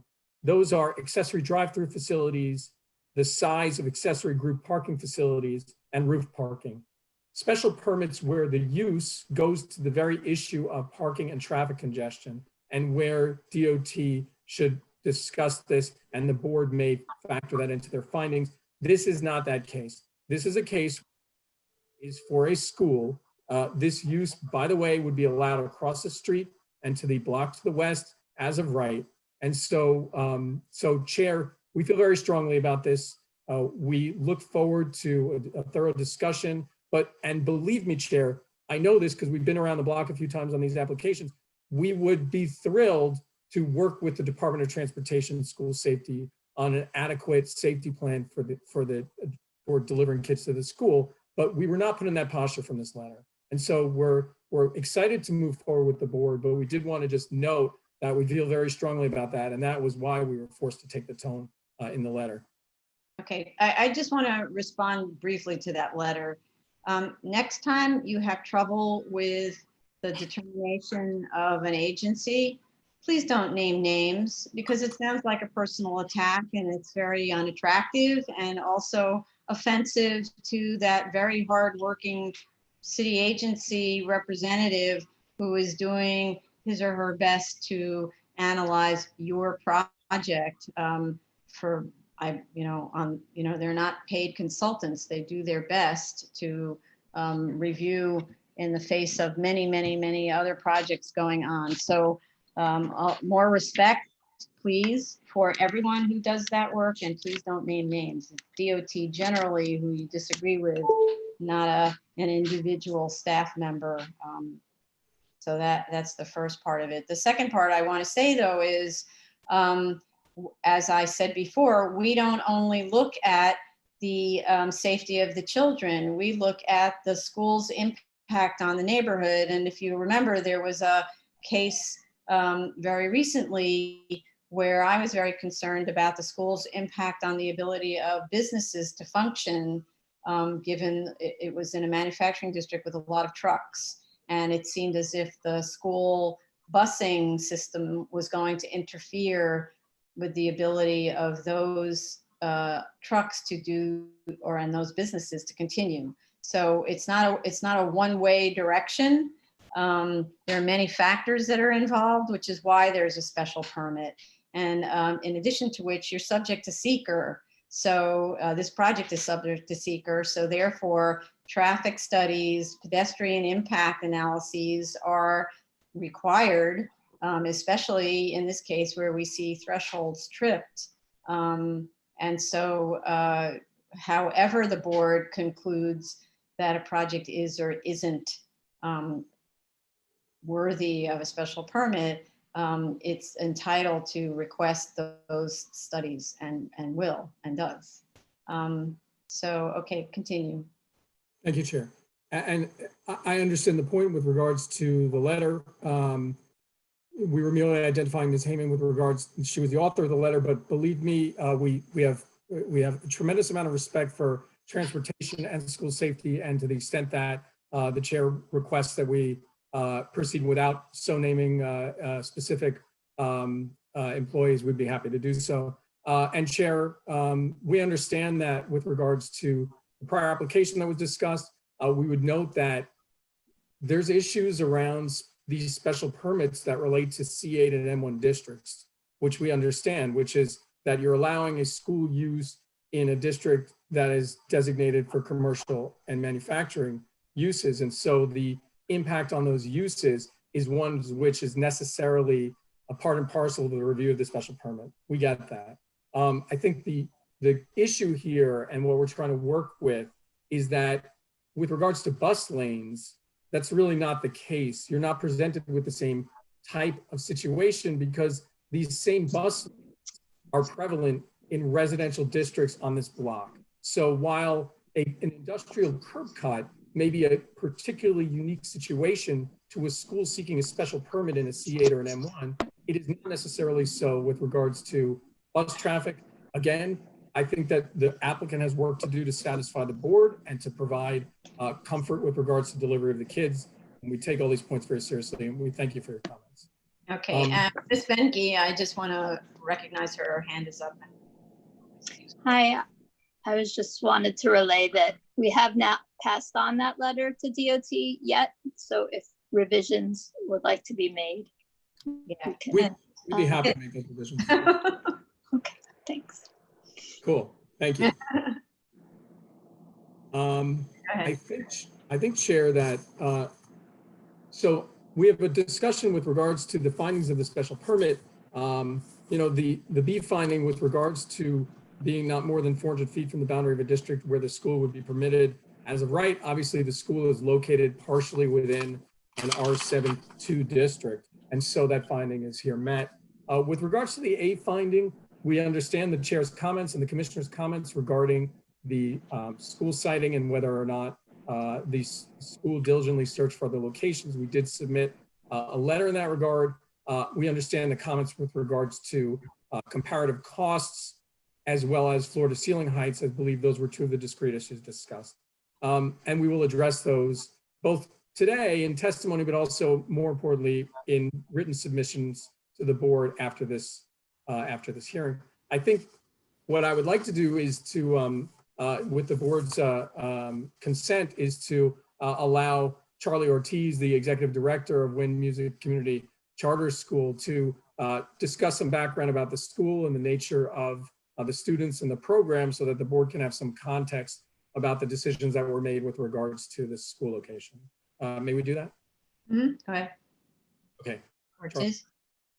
Thank you, and thank you all for spending that time with us this afternoon. I really appreciated hearing everyone's thorough and thoughtful review of everything. And I hope that as you get to know us today and, you know, in the weeks and months to come, you will see that we are extremely collaborative.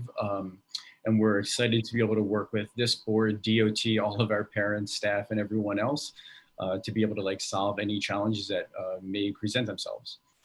You know, first I wanted to kind of speak about the mission of the school because I think the uniqueness of our school cannot be understated. We are a music-focused charter school that was approved by the state of in 2016 based off of El Sistema, which is a Venezuelan social inclusion through music education model that is designed to end poverty.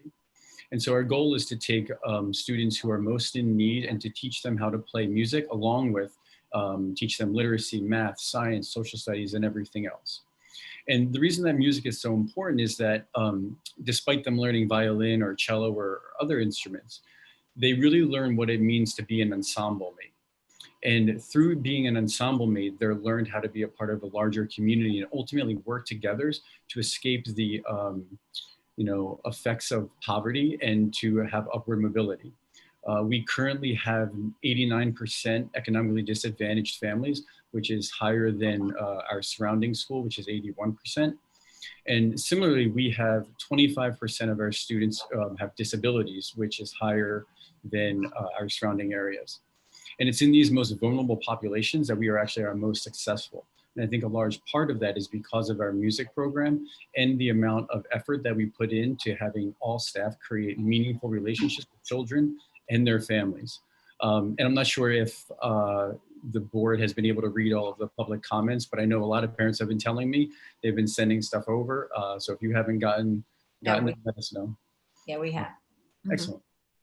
And to me, the value of this space, despite the others that we looked at, besides the obvious financials and other things that Tom will speak of, it allowed us to build a theater that is at the core of our mission. And it is through that theater that we're able to have all of our students perform as an ensemble. And many, if not all of the other sites that we looked at would not accommodate that.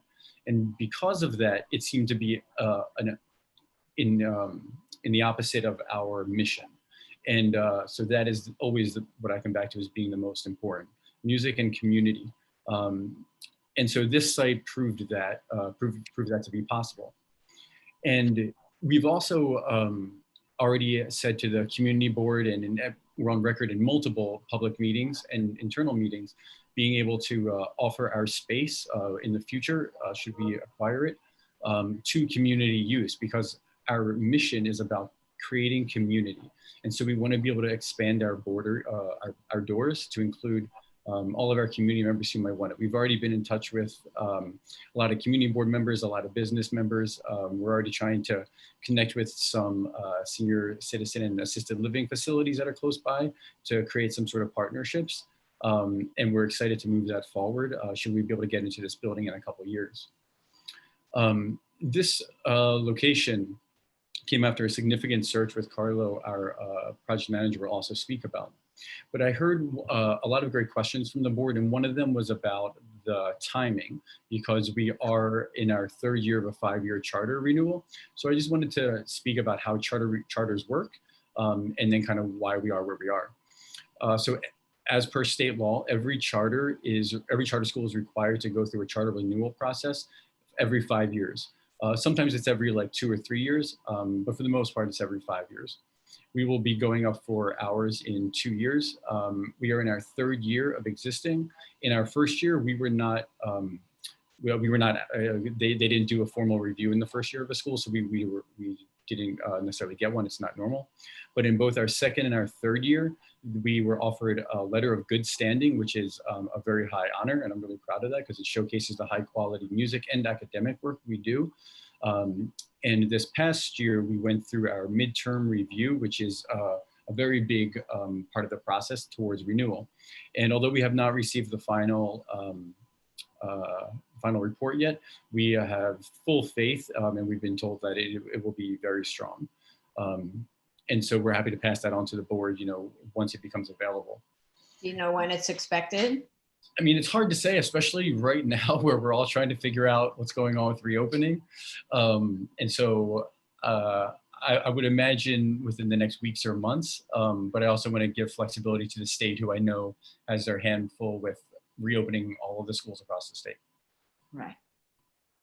And then there was another question about our current location. So I want to be clear, we don't have our own building right now. We are the only school in community, or CSD 6, Community School District 6, that is co-located. We assigned a 3-year co-location agreement with the DOE before we opened 3 years ago. And through an extensive amount of work this past year, we were able to sign a 2-year extension to that. And I assume you're aware, but generally the DOE does not do co-locations. And I believe that we are the only school in Washington Heights or CSD 6 that is co-located. And I think once again, that speaks to our collaboration and our commitment to the community and our reputation. And so at the end of that 2-year, we will lose this space and we will have no space for our entire school. I feel extremely grateful to the DOE for offering this co-location. I'm sure you, just as I, have heard horror stories about co-locations.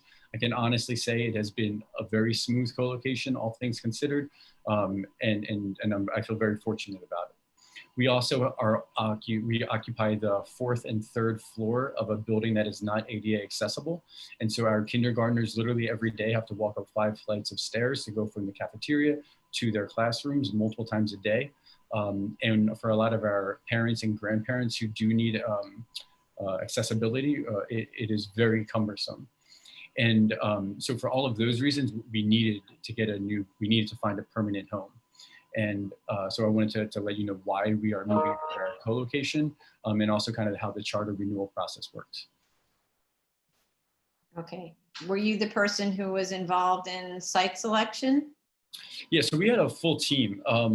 Once again, going back to the collaborative spirit, we have a full team, and Carlo can definitely speak more to the construction details and like the pros and cons of everything on all of the sites. But yes, I was a big part of it. Okay, so we should defer to Mr.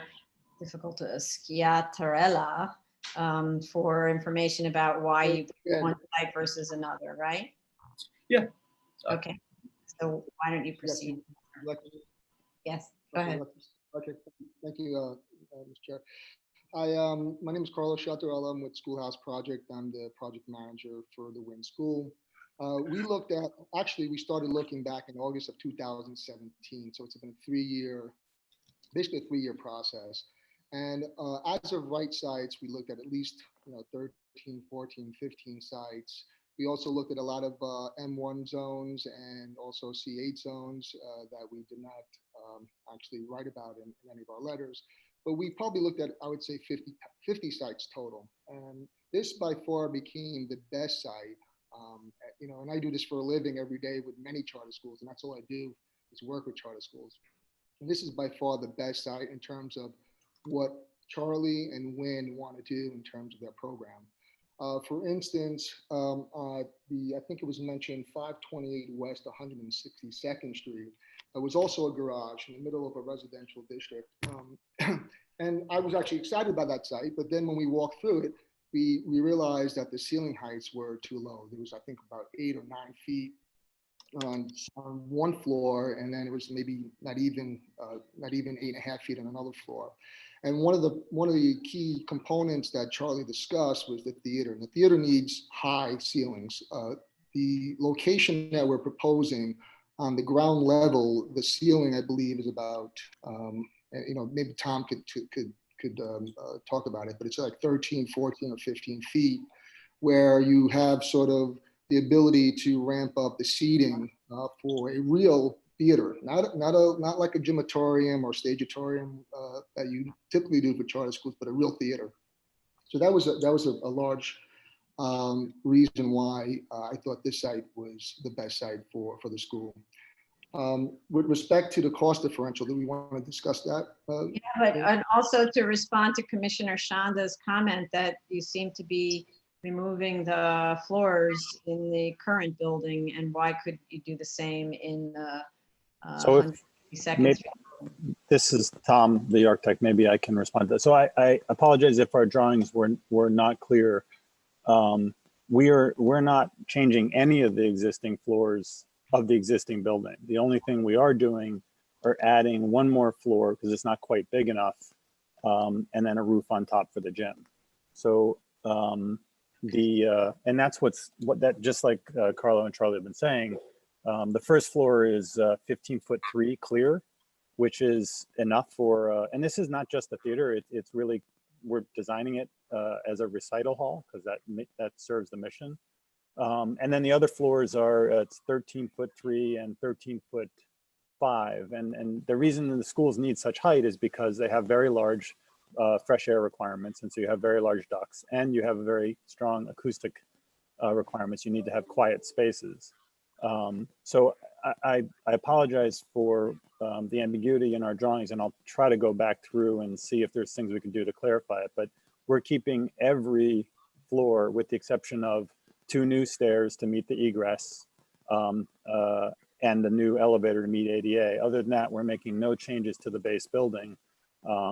1, because it works so well, and 2, because there is not the budget to do this kind of work. I mean, it's just that we're having to work very much with what we have, and this kind of core building, the shell of the building, works quite well for this program. I have a question. Since I raised the question, I think you do need to then go back to your plans, because I'm comparing the heights, floor-to-floor heights on the existing, and it doesn't have a section. So I'm just going by the floor-to-floor heights that are shown in the existing elevation and comparing that to the section. And it seems every one of them, the floor-to-floor height varies between the existing and the proposed one. So it would be helpful if you can provide a section of the existing building and indicate what the existing floor-to-ceiling heights are. No problem, we'll do that. And now I understand where it was coming from. So you're absolutely right, thank you. It's because when we did the existing drawings with to submit to DOB to get this far, we hadn't gone and measured, and so they were just incorrect. But we will update them to match what's there now based on field measurements. And if you look in the application plans, both the section, you can see kind of very clear, and the zoning section, you can see clearly the structure of the old building. It's a kind of construction we don't do anymore. But we'll clarify that. So point taken. Thank you. Thank you. And in terms of the addition that is being proposed on the 4th and 5th floors, so that was another part of the question in terms of the costs to turn this building into something usable for this purpose. How does it compare to the buildings that you discounted because you eliminated because the construction costs were $62 to $67 a square foot? Yes, I could speak to that point. Or add costs, I guess, in rent is really what was on. Yeah. So basically, the school could afford all total about $1.7 million per year, which would include a base lease or what they call a triple net lease, and would include debt service that the school would borrow the money to do the renovations. Most of the sites, the renovations were typically about the same in terms of renovation and then either adding a floor or adding other items that the buildings that we looked at lacked. So we started with the premise that the school could afford about 1.7 million. That translates into about $48 a square foot, roughly, for a 35,000 square foot building.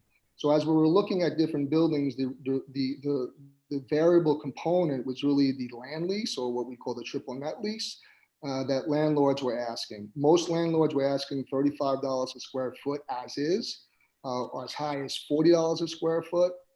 Some were even higher than that we didn't mention, but I would say the range was about $35 to $40 a square foot.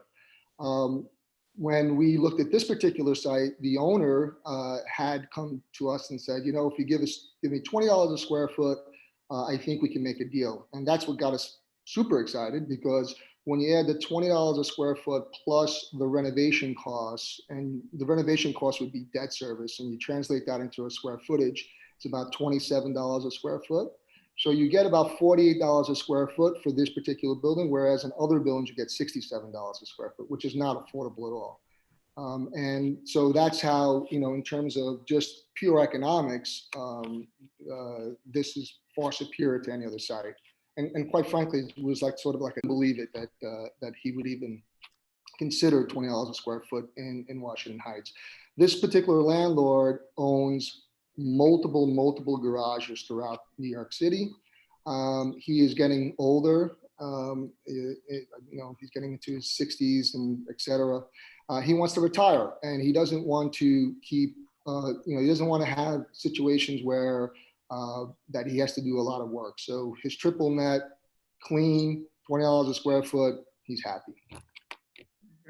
If I can just add one thing to it, one of the reasons, I think it's a good question, Chair, but one of the reasons why this does work so well is because the structural load on a parking lot, and that 4th floor was actually occupied space. They used it for parking. So it's, even though it's a 3-story building in terms of enclosed space, it's 4 floors of loading. The additional space we're putting on, which meets the program of the school, can be handled on the existing footings. We happen to have fairly shallow bedrock. And this is a small enough vertical addition that it's not triggering an increased seismic retrofit. These are all things that would become deal breakers. So this was all analysis we did doing a due diligence process before we got this far. And so those are some of the other factors that added into this being kind of like the perfect site. Mm-hmm. Okay, so thank you.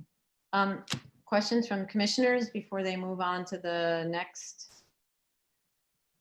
presentation? Okay, go ahead. So at this time, to address both environmental and traffic concerns, I would introduce Kevin Williams and Amber Cartalian from Equity Environmental. Okay.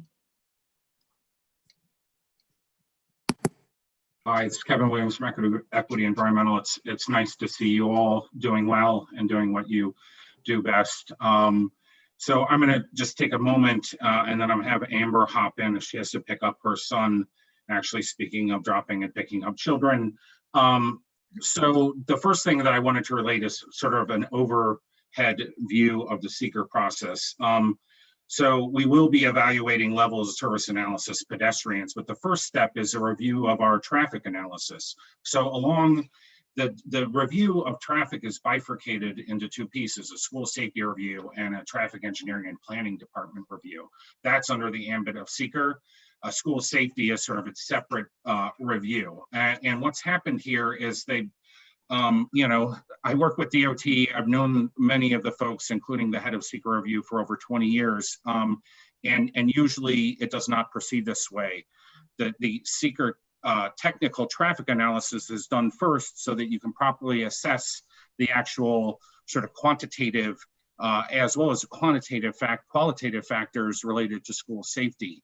And so one of the things that we posited in the letter is to please request an actual technical evaluation of the trip generation and the assignment. And then you go and you do the level of service analysis where you consider the hotel, all future development and the existing land uses, the signal timings and the ambient traffic, as well as potential changes that was just announced by the mayor 1 month ago to turn this into a bus transit way, which I would argue is actually a positive, not only for the neighborhood and the city in terms of moving traffic, but for a potential school in this location. So I want to just give that overview so that you understand that absolutely we'll be looking at the impacts. We have indicated that we cross thresholds with a certain setup.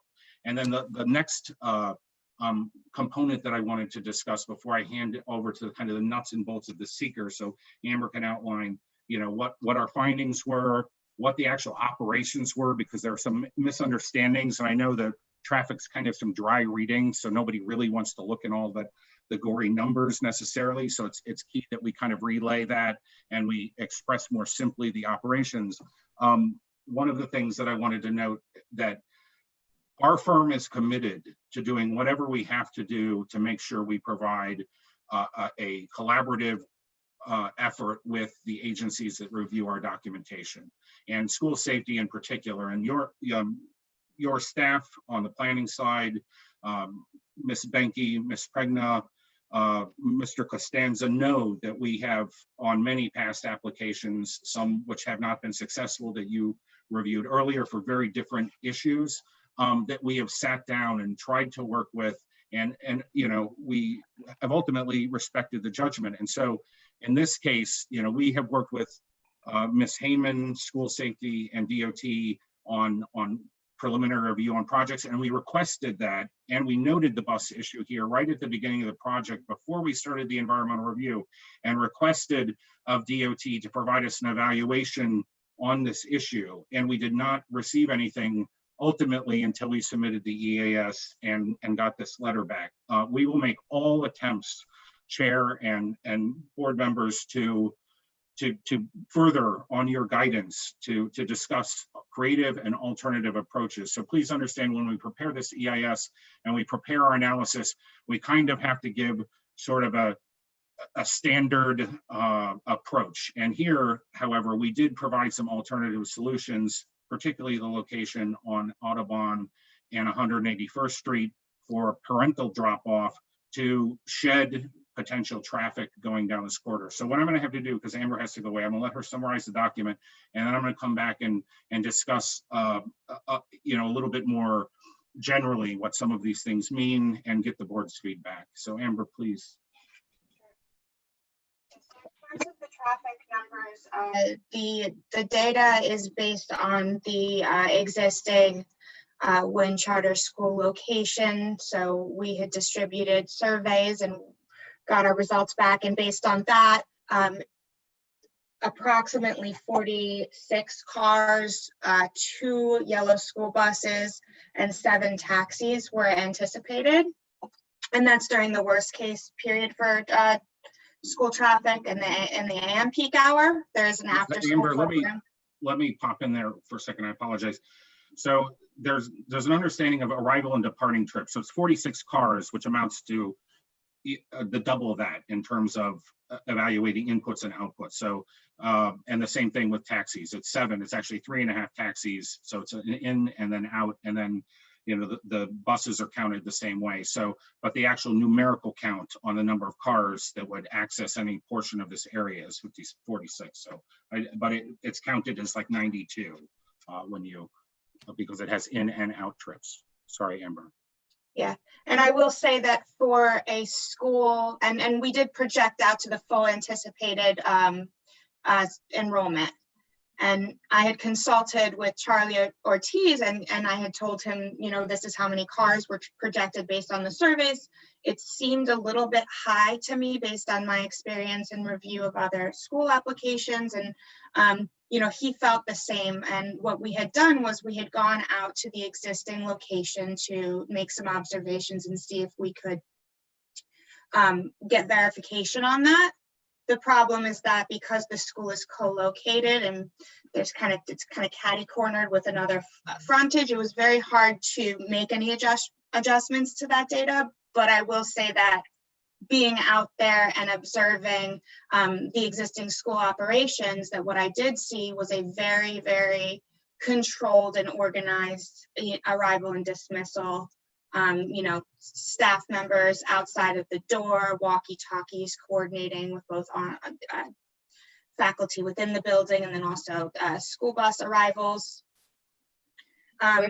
Sorry, where did the school buses arrive to, and where did the parents arrive to in that study? So I'll let Charlie speak to that a little more. Based on my observations, the school buses were utilizing school no standing on. Charlie, can you kind of speak to your existing operations so I don't? Yeah, definitely. So we are co-located, as I said, and we actually aren't allowed to use the main building door. So we use a small door off to the side to usher in all of our kids. And, you know, through the years, we've had to learn how to do this extremely efficiently. And I think we do a pretty fantastic job at it. We have multiple staff stationed at multiple different places, and we make sure everything works and every child is safe.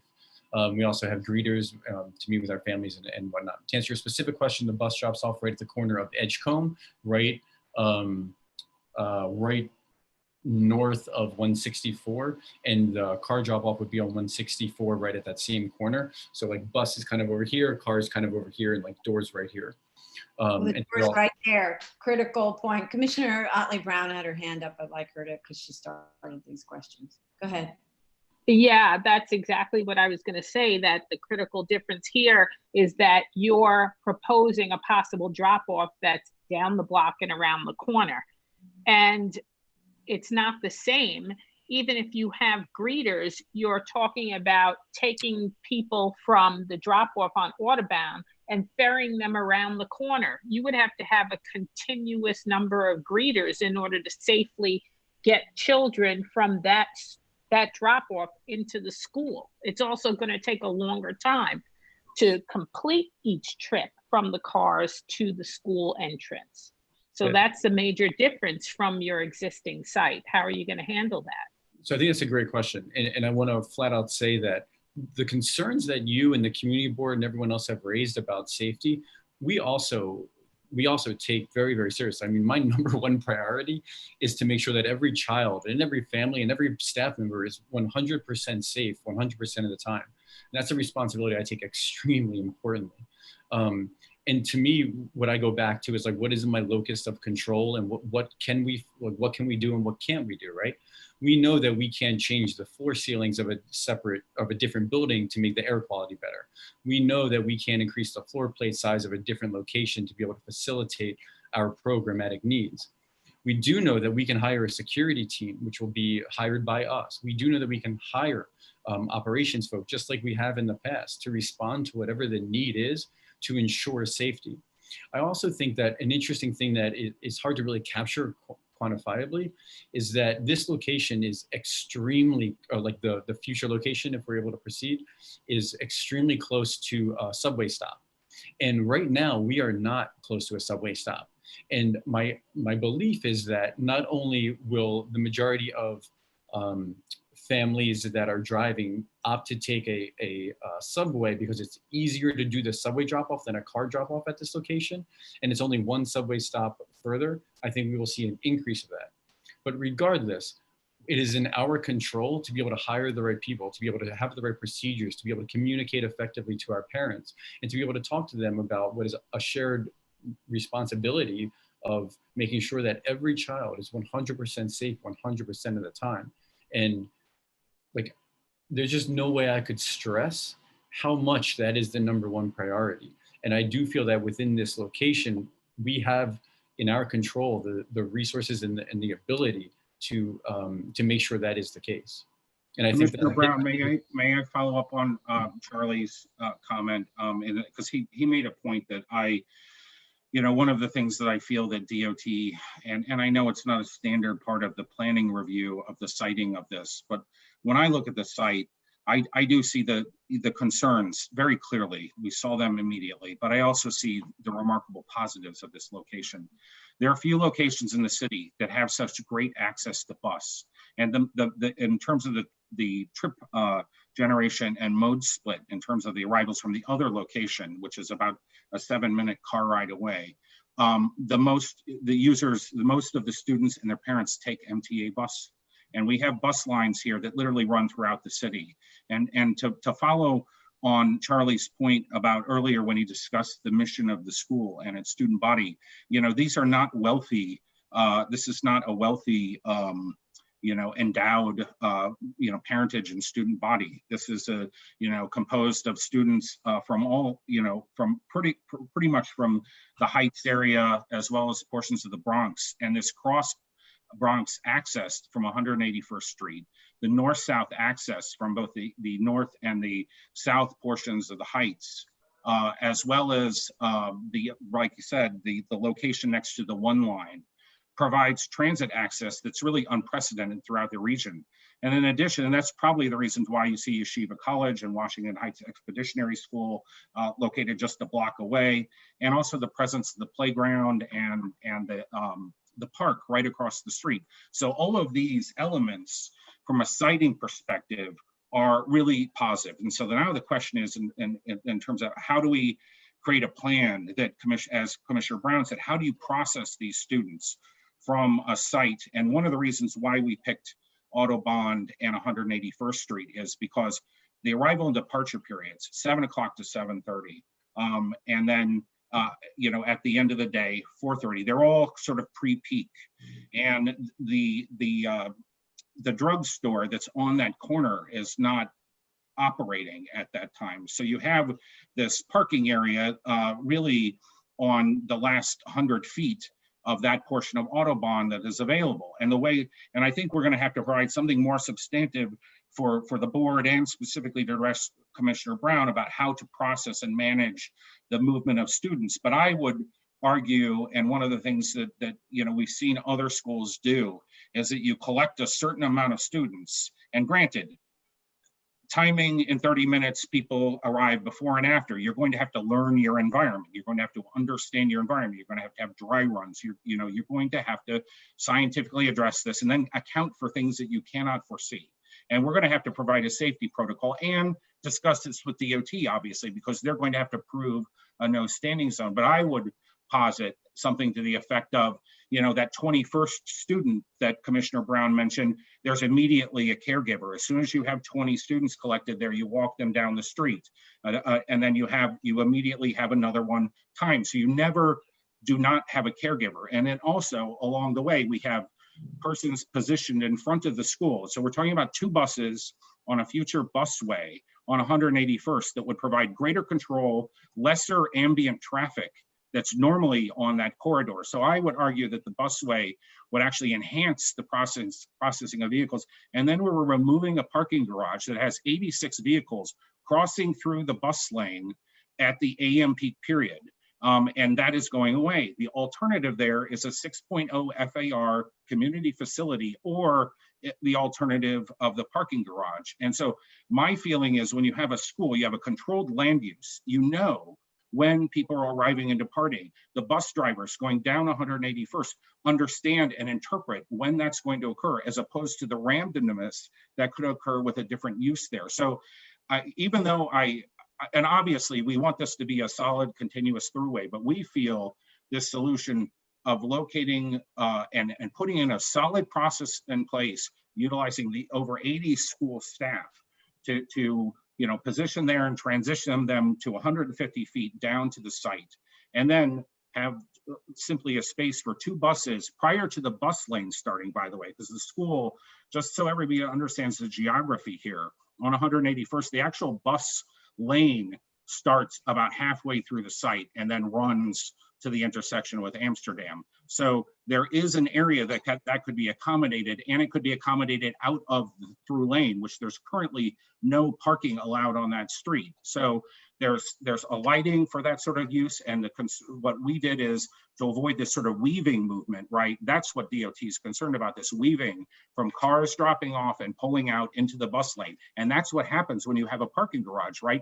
You have cars trying to maneuver through there in the AM and then maneuver out. If you have buses, they're going to be stationary for about 15 minutes, and there's simple movements getting in and out. And as well, it's before the critical peak that DOT identified. So I did want to kind of just throw, the positive with the negative, and how I look at this from a transportation planning perspective. Operationally, obviously, we have to provide a little more detail for you about how this could work, but that's how I see it being able to kind of operate safely.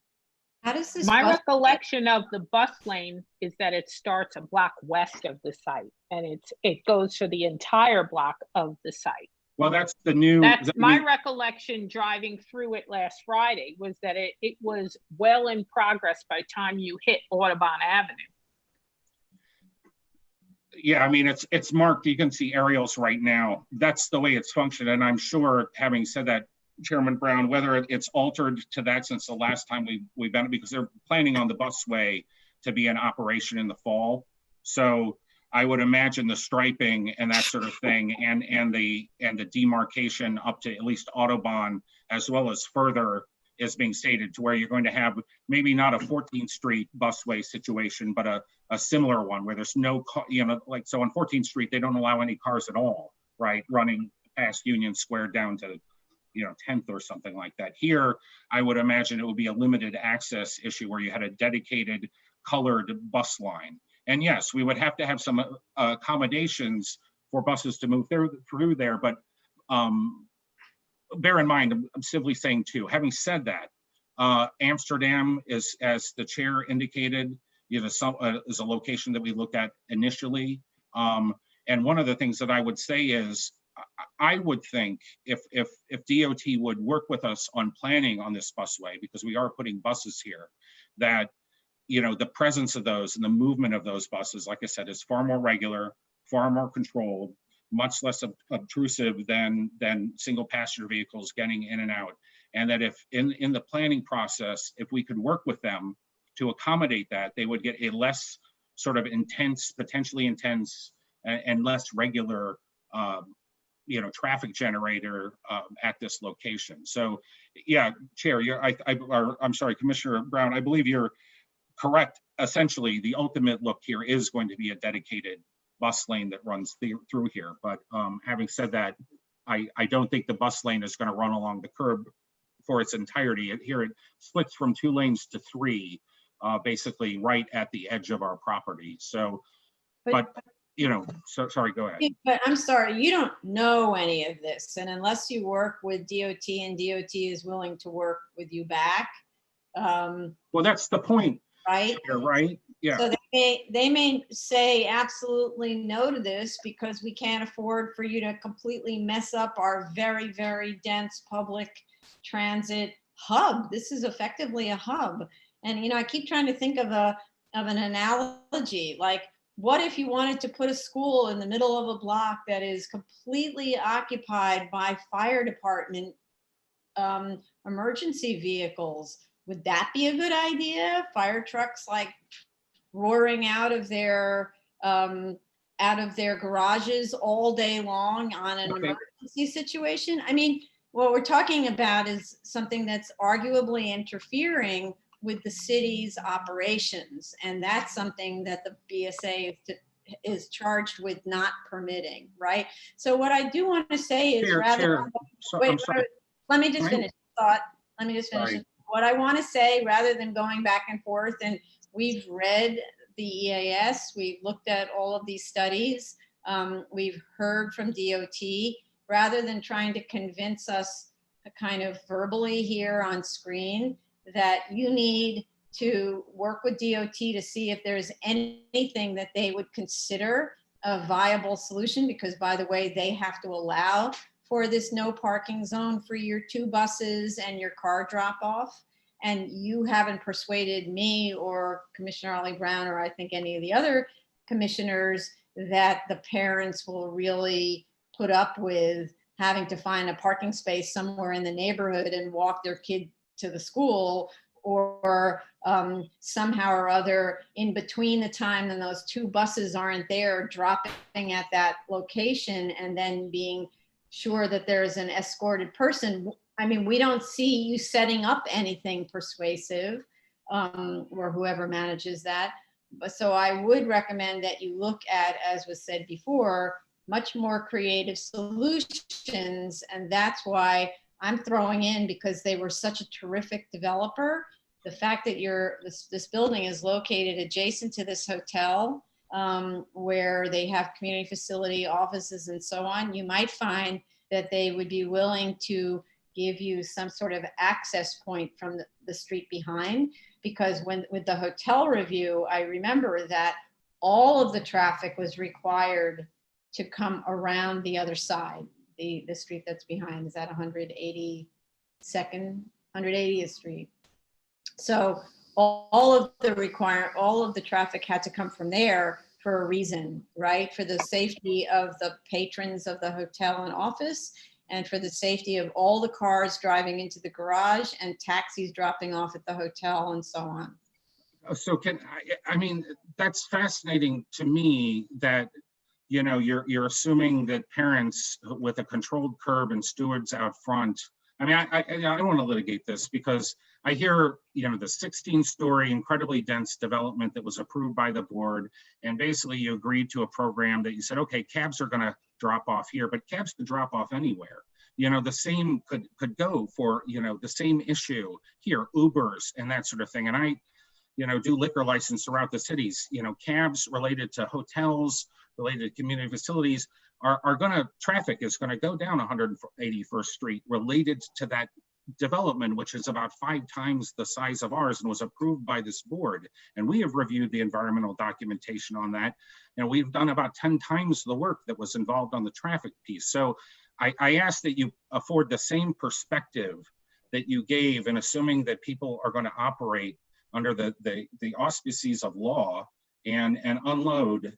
You know, I ask that you afford us the same consideration once we develop a plan with DOT and we try to coordinate and we put together something plausible that has multiple layers of protection put in place, that you offer us the same consideration that you gave this commercial development then to our charter school. Commissioner Ollie Brown. I just want to say there were 2 major differences. I don't believe that the bus lane, the express bus lane was in place at the time of that application, number 1. And number 2, we're dealing with an adult population in that application versus a very young school age population. You're talking K to 5 is the youngest. And so what we want to see is that much more layers of protective custody of these young people as they get from their transportation into the building. Right. Fair enough. And you know, and I also want to say that hotel was designed with its own drop off away from 181st Street, so that the most typical way that a hotel operates is the taxis drop you in front of the door of your hotel. I did want to say something to respond to Commissioner Brown. So the 5 or 6 bus stops that are present on that corner were present 5 years ago. There is no express bus lane. There's no city express bus, that nomenclature. They're basically making a busway to accommodate the existing bus operations that are there to smooth their movements and to improve on-time performance. Right. Yeah. No, I didn't mean express buses. I enough. meant exactly what you make, a dedicated bus lane. But we know that the dedicated bus lane, the purpose of that is to speed that public transportation through that area. Correct? And so what that means is the buses are not going to be in a stop and go motion of 5 miles an hour, 2 miles an hour, because I saw them. they're raging down 181st as fast as traffic will allow. And the ones that are coming off Audubon are coming off Audubon and making a right turn and hopping right into that traffic lane and trying to move as fast as they can. And so given that, that gives me extra concern. No, they're coming around Audubon. They're going north and cutting to the right. So you have some buses that are going all the way across 181st from the far west point by Broadway. And then you have others that are cutting in as you're going down. So you've got a lot of bus traffic that's going on 181st. And so that's why they created this dedicated busway, because in addition to that, you've got a lot of cars that are trying to make that right turn on Amsterdam so they could make it to the highway. I don't believe there are any buses on Audubon, actually. I believe I saw buses on Audubon. I stand corrected. Perhaps it's one block west of Audubon, but I believe I saw it because I was looking for where your drop off would be. Right. So it could be one block west, but there is a lot of bus traffic, and the bus traffic is moving because that's what a dedicated bus lane enables traffic to start moving so that they can beat their time. So it's not very slow going buses. Those buses are moving as fast as they possibly can, which means we just have to be a little more careful in how we usher the children into the school. So I want to see from you guys, I'm not saying no, I'm just saying, give me more of a detailed plan. Give me times. How long does it take to unload the bus? How many staff are going to be the runners back and forth? How long does it take to run 20 children about 300 feet, linear feet? Like, give me all of that information. Give me that comfort of knowing that you're going to think about all the possible options and areas where children would be vulnerable, and you're resolving the issues to the best that you can. Absolutely appreciate the comments, Commissioner. But I do have to say that because DOT has to grant the bus only parking, without DOT's cooperation, then this is just, imaginary, right? So you have to convince them, right? Understood. Right, and I don't see DOT approving anything on 181st Street because that would go against their stated aim of improving the public bus system's movement through the area. So they're not going to plunk down a no standing zone for parents to single and double and triple park between 7 and 7:30 or 7 and 7:40. It's just not likely to happen. I do agree with you, and that's why we posited this notion of just the buses. And I think obviously for both the board and for DOT, we have to prove that this can be managed. And obviously we've had issues with, positing human controls here. I think they're a little bit more limited, in some other scenarios, but the message is heard loud and clear. Okay, great. Do you have anybody else, Mr. LaBelle, that you want to have speak? Chair, we don't have anyone else from the development team. We're happy to answer questions, but I know that there's other members of the local community who would choose to speak. Not sure who they are, but there's only one person in our waiting room at the moment. Is he part of your team, Bob Green? Yes, we should have let him in. And I believe Arnold Adlin. No, nobody. Arnold. Green is. Mr. Green, please turn off your YouTube video. Okay. And when you can hear us, state your name and indicate whether you're a member of the team or the member of the public who would like to speak. Oh, sorry. Sorry. Yes, I'm here to speak on behalf of the school. Okay, so please go ahead. Your name is Bob Green, is that correct? Yes, Robert Green, and speaking on behalf of, sorry I was interrupted, I was trying to get in line behind the others. Speaking on behalf of Neighborhood Trust Federal Credit Union, it's a community development financial institution in the neighborhood of the school. We also serve CB12 like the school does. And the school has become an important organizational partner for the credit union. and vice versa, because we serve the same families and we really have the same mission. The school, as Charlie said, has as its mission not only education, but also community development. And a lot of intersection between the two institutions. I've seen families from each institution at the events of the other. And I know from speaking to people and from watching that there's unmet demand for the school's services by the community, and the school, needs to expand to meet that demand. And that's what this building project is about. And finally, I think more evidence of community support can be seen in the process that we went through with the community board number 12, where I believe the votes were all unanimous in favor. And that includes, we worked with 3 different committees, education and youth, I'm going to get this wrong, land use, and one other. And they all unanimously recommended to the full board, and then the full board voted in our favor. So thank you, Madam Chair and Commissioners, for your consideration today. And we look forward to working collaboratively with DOT towards a solution. Thanks. Thank you. And then we have Arnold Adlin. Please, yes. Identify yourself. Okay. Yes, I'm here. Are you with the team, or are you speaking as a member of the community? No, I'm with the team. Okay. What's your role? A few seconds of background. I'm retired. Oh. I've been in the real estate business for many years. And I got involved with WIN, the school. And so I was the core of the real estate site selection team. And I can tell you, as I think Charlie mentioned earlier, we spent 3 years looking at sites in Washington Heights. Given the residential nature with multifamily residential, there weren't very many opportunities for open sites in residential districts.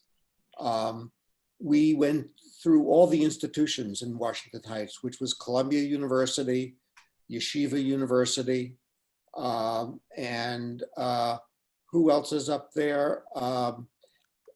So we went looking for sites and for space from these institutions. We worked with multiple brokers. I feel like we've looked at over 100 sites. I think we have studied 35 to 40 sites in detail, entered into negotiations with at least 7 or 8 different sites. The real estate is expensive. It's not available. It doesn't fit the school program. And this, frankly, was the only one that made financial sense that also worked physically. So it's not as though there are a lot of choices to go pick, an ideal site somewhere in Washington Heights. It's a tough job. And the school is in the position of being pushed out of its current lease in 2 years. And we have no other choice at the moment. If one could come up, we certainly would consider it. But this is not an easy solution here. Okay, thank you very much. So we're going to go to the public, and then I want to come back. There were some questions we had for the architect that should be addressed. Okay, so to inviting members of the public to speak about the WIN School located at 506 West 181st Street in Manhattan, calendar number 2019-298BZ.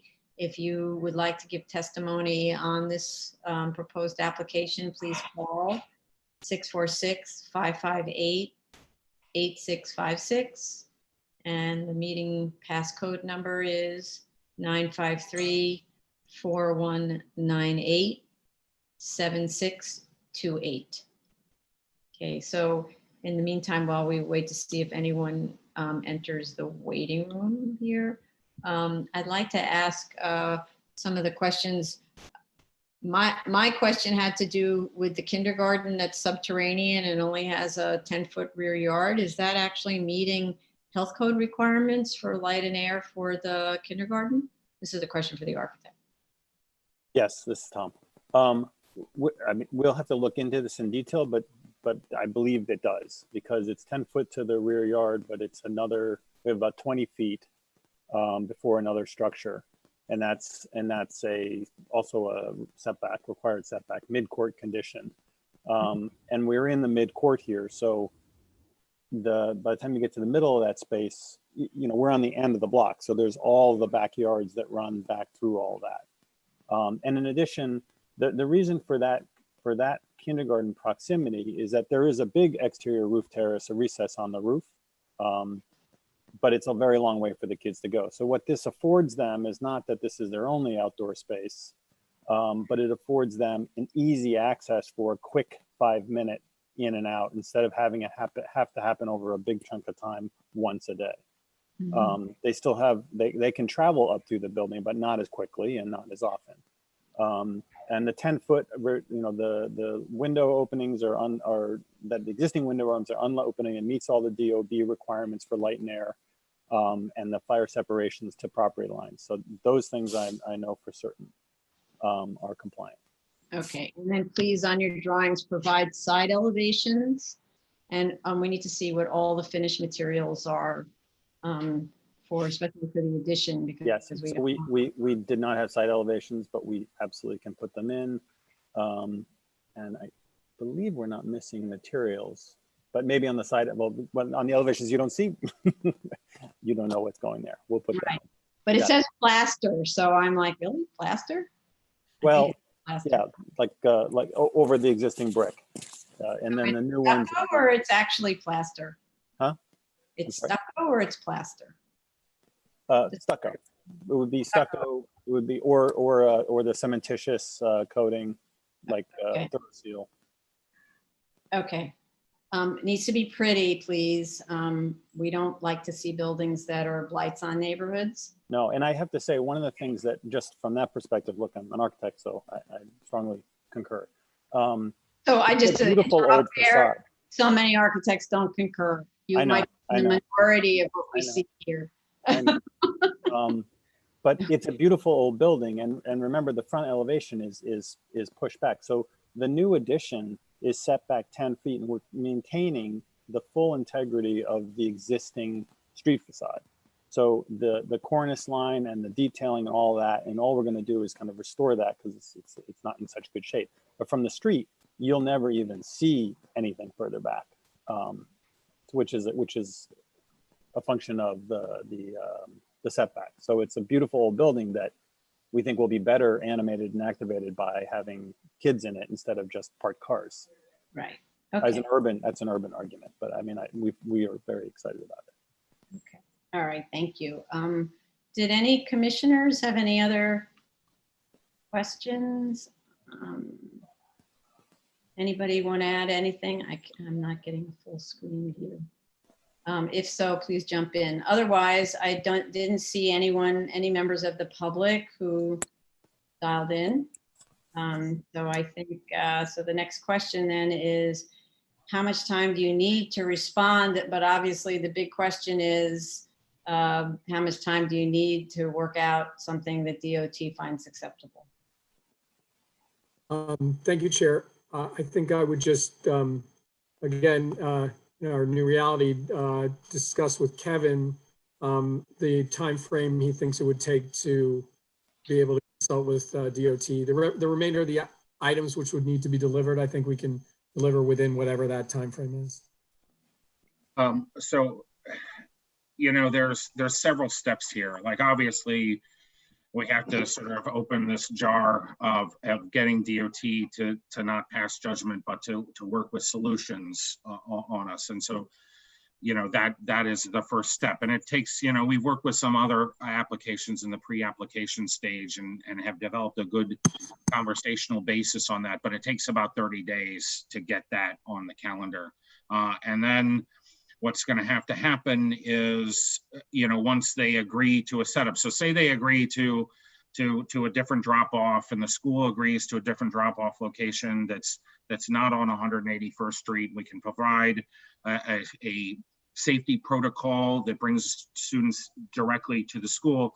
What we'll have to do is we still have to do the level of service analysis. And so one of the things that's key for us to get them to do is to actually review the traffic section of the document so we can actually talk apples to apples about what actually are the quantitative and the qualitative traffic elements, and we're missing that. So the fact is, I think we can move the ball down the field if we get an agreement that, some creative approach, as you indicated, Chair, can be met, that this is not an impossible hurdle. And so the question, I guess, with Richard and to deference to the board is, if we don't say finish all the level of service analysis, but we have an operational framework in place, is it worthwhile coming back to the board and then putting that in front of you before spending the money and the dollars doing the level of service analysis? And I would guess it's the first. If we come back to you with a safety protocol that it's at least vetted, considered by DOT, it's not given like, the chopping block, and the Tracy and her team are involved in that discussion. Is that enough for us to sort of move? And obviously we'll deal with all the other issues that are, ancillary to this application that can be solved. Is that enough to make it worth the board and the applicant, Richard, our time? And I think we can do that within 60 days. Really? Okay, so we're talking about 8 weeks for submission, and then we just wouldn't expect the level of service yet. Is that Yeah, what I mean, we try to move it more quickly because the board, or sorry, the charter certainly has, major considerations on occupancy and construction and that sort of thing. So I think we'll have to discuss whether it's closer to 30 and see what we can do. But just to have an open discussion with both the project team and the board, and deference to the fact that folks at DOT are still remarkably busy every day and working long hours. It takes quite a while to get all the relevant partners there who review these applications. So yeah, so let's say 45 to 60 days. And obviously, if that comes to be an unworkable thing behind the scenes, we'll get in touch with Ms. Benke and Pregna, after the hearing and come up with a more specific timeline. But I think 45 days would be the target, Richard. It keeps getting smaller. So when you start off with 8 weeks, I know. And it goes to 45, then I say, oh, you mean 8 weeks? I'm because I know the school has I don't want to talk out of school. I don't want to talk out of school because I know they have a timeline, and we're now on like plan D. So Carlo, maybe you'll weigh in on what your requirements are, because I that's why I backtracked, Chair. Yeah, I think we need to try to hurry it up as much as possible. And if we do 60 days, that's going to take us out of the construction timeline, and it puts us in a bad position. So whatever we can do within the next 30 days would be fantastic. I know that's not always possible because of people's time and schedules, but that should be the goal, is try to get back with the 30 days, especially if you're removing the level of service as part of getting back to the board. But 30 days isn't enough for DOT to do its thing. So we need to be realistic about the reality. Realistic about DOT's ability to review and have responses. And I'm assuming it's going to be a back and forth. So yeah, 30, definitely not. But I hear your concern, and we don't assign continuation dates now, but we'll look at the calendar and see what we can do for you. Okay. Thank you very much. Appreciate it. Okay. Thank you, Chair. everyone. Yeah, go ahead. We would just, again, thank you, Chair and Commissioners. We take all the comments to heart. We particularly appreciate the comments of Commissioner Otley Brown regarding the fact that a little more care is warranted, and that that more of a detailed plan is necessary. We'll endeavor to put together something which will make everyone satisfied. And thank you for the opportunity to correct our correspondence. Please note that, the entire team is very passionate about this project. As was stated, this is a project which serves disadvantaged children and as well as disabled children to a higher degree than a typical school project. And so for that, we thank the board's consideration and endeavor to move forward. Okay, and I just wanted to point out for Mr. Gluck, we actually had another, I don't remember the name of the school, and I think it might have been on Lower Broadway. There's another music-based charter school that did a very extraordinary building where the assumption is that the children, maybe it's for older kids, so maybe it doesn't work for kindergarten K to 5, but the assumption is that the kids would be like walking down the hall with their instruments and then like just decide to break out into song, basically. So there are all these little lay-by spaces where it's just, you know, all the kids who just left flute practice or something, they just go and sit in the corner and try to practice a little more. So I would encourage you to We'll look that up. put those things in. It's an amazingly beautiful project. I just don't remember the name. Maybe one of the I'm other. sure we can find it. Are you talking about the southern side of the island on Broadway? Southern side of the island. Or So like on Broadway, South Manhattan? sorry? South Manhattan or up? No. It was like Lower Broadway. upper, you know, Broadway and 100. Yeah. I think you're thinking of New York City Charter School for the Arts, which we're connected to. And they have an art space program. They actually had a great end of year show at the end of the last school year during quarantine. Yeah. They're awesome. Yeah, terrific program. So that, you know, a lot of what we're doing is looking at programmatic need requirements. And so we were asking them, why do you have all this wasted space in the corridors? And they said, not wasted, very much a part of our program, et cetera, et cetera. So anyway, just throwing it. Tom can geek out on our music facilities for hours if you want to go in deep on it. Okay, thank you. Okay, thank you, everyone. Thank you. Thank you. Okay, thanks to the commissioners and staff. All right. This concludes the public hearing.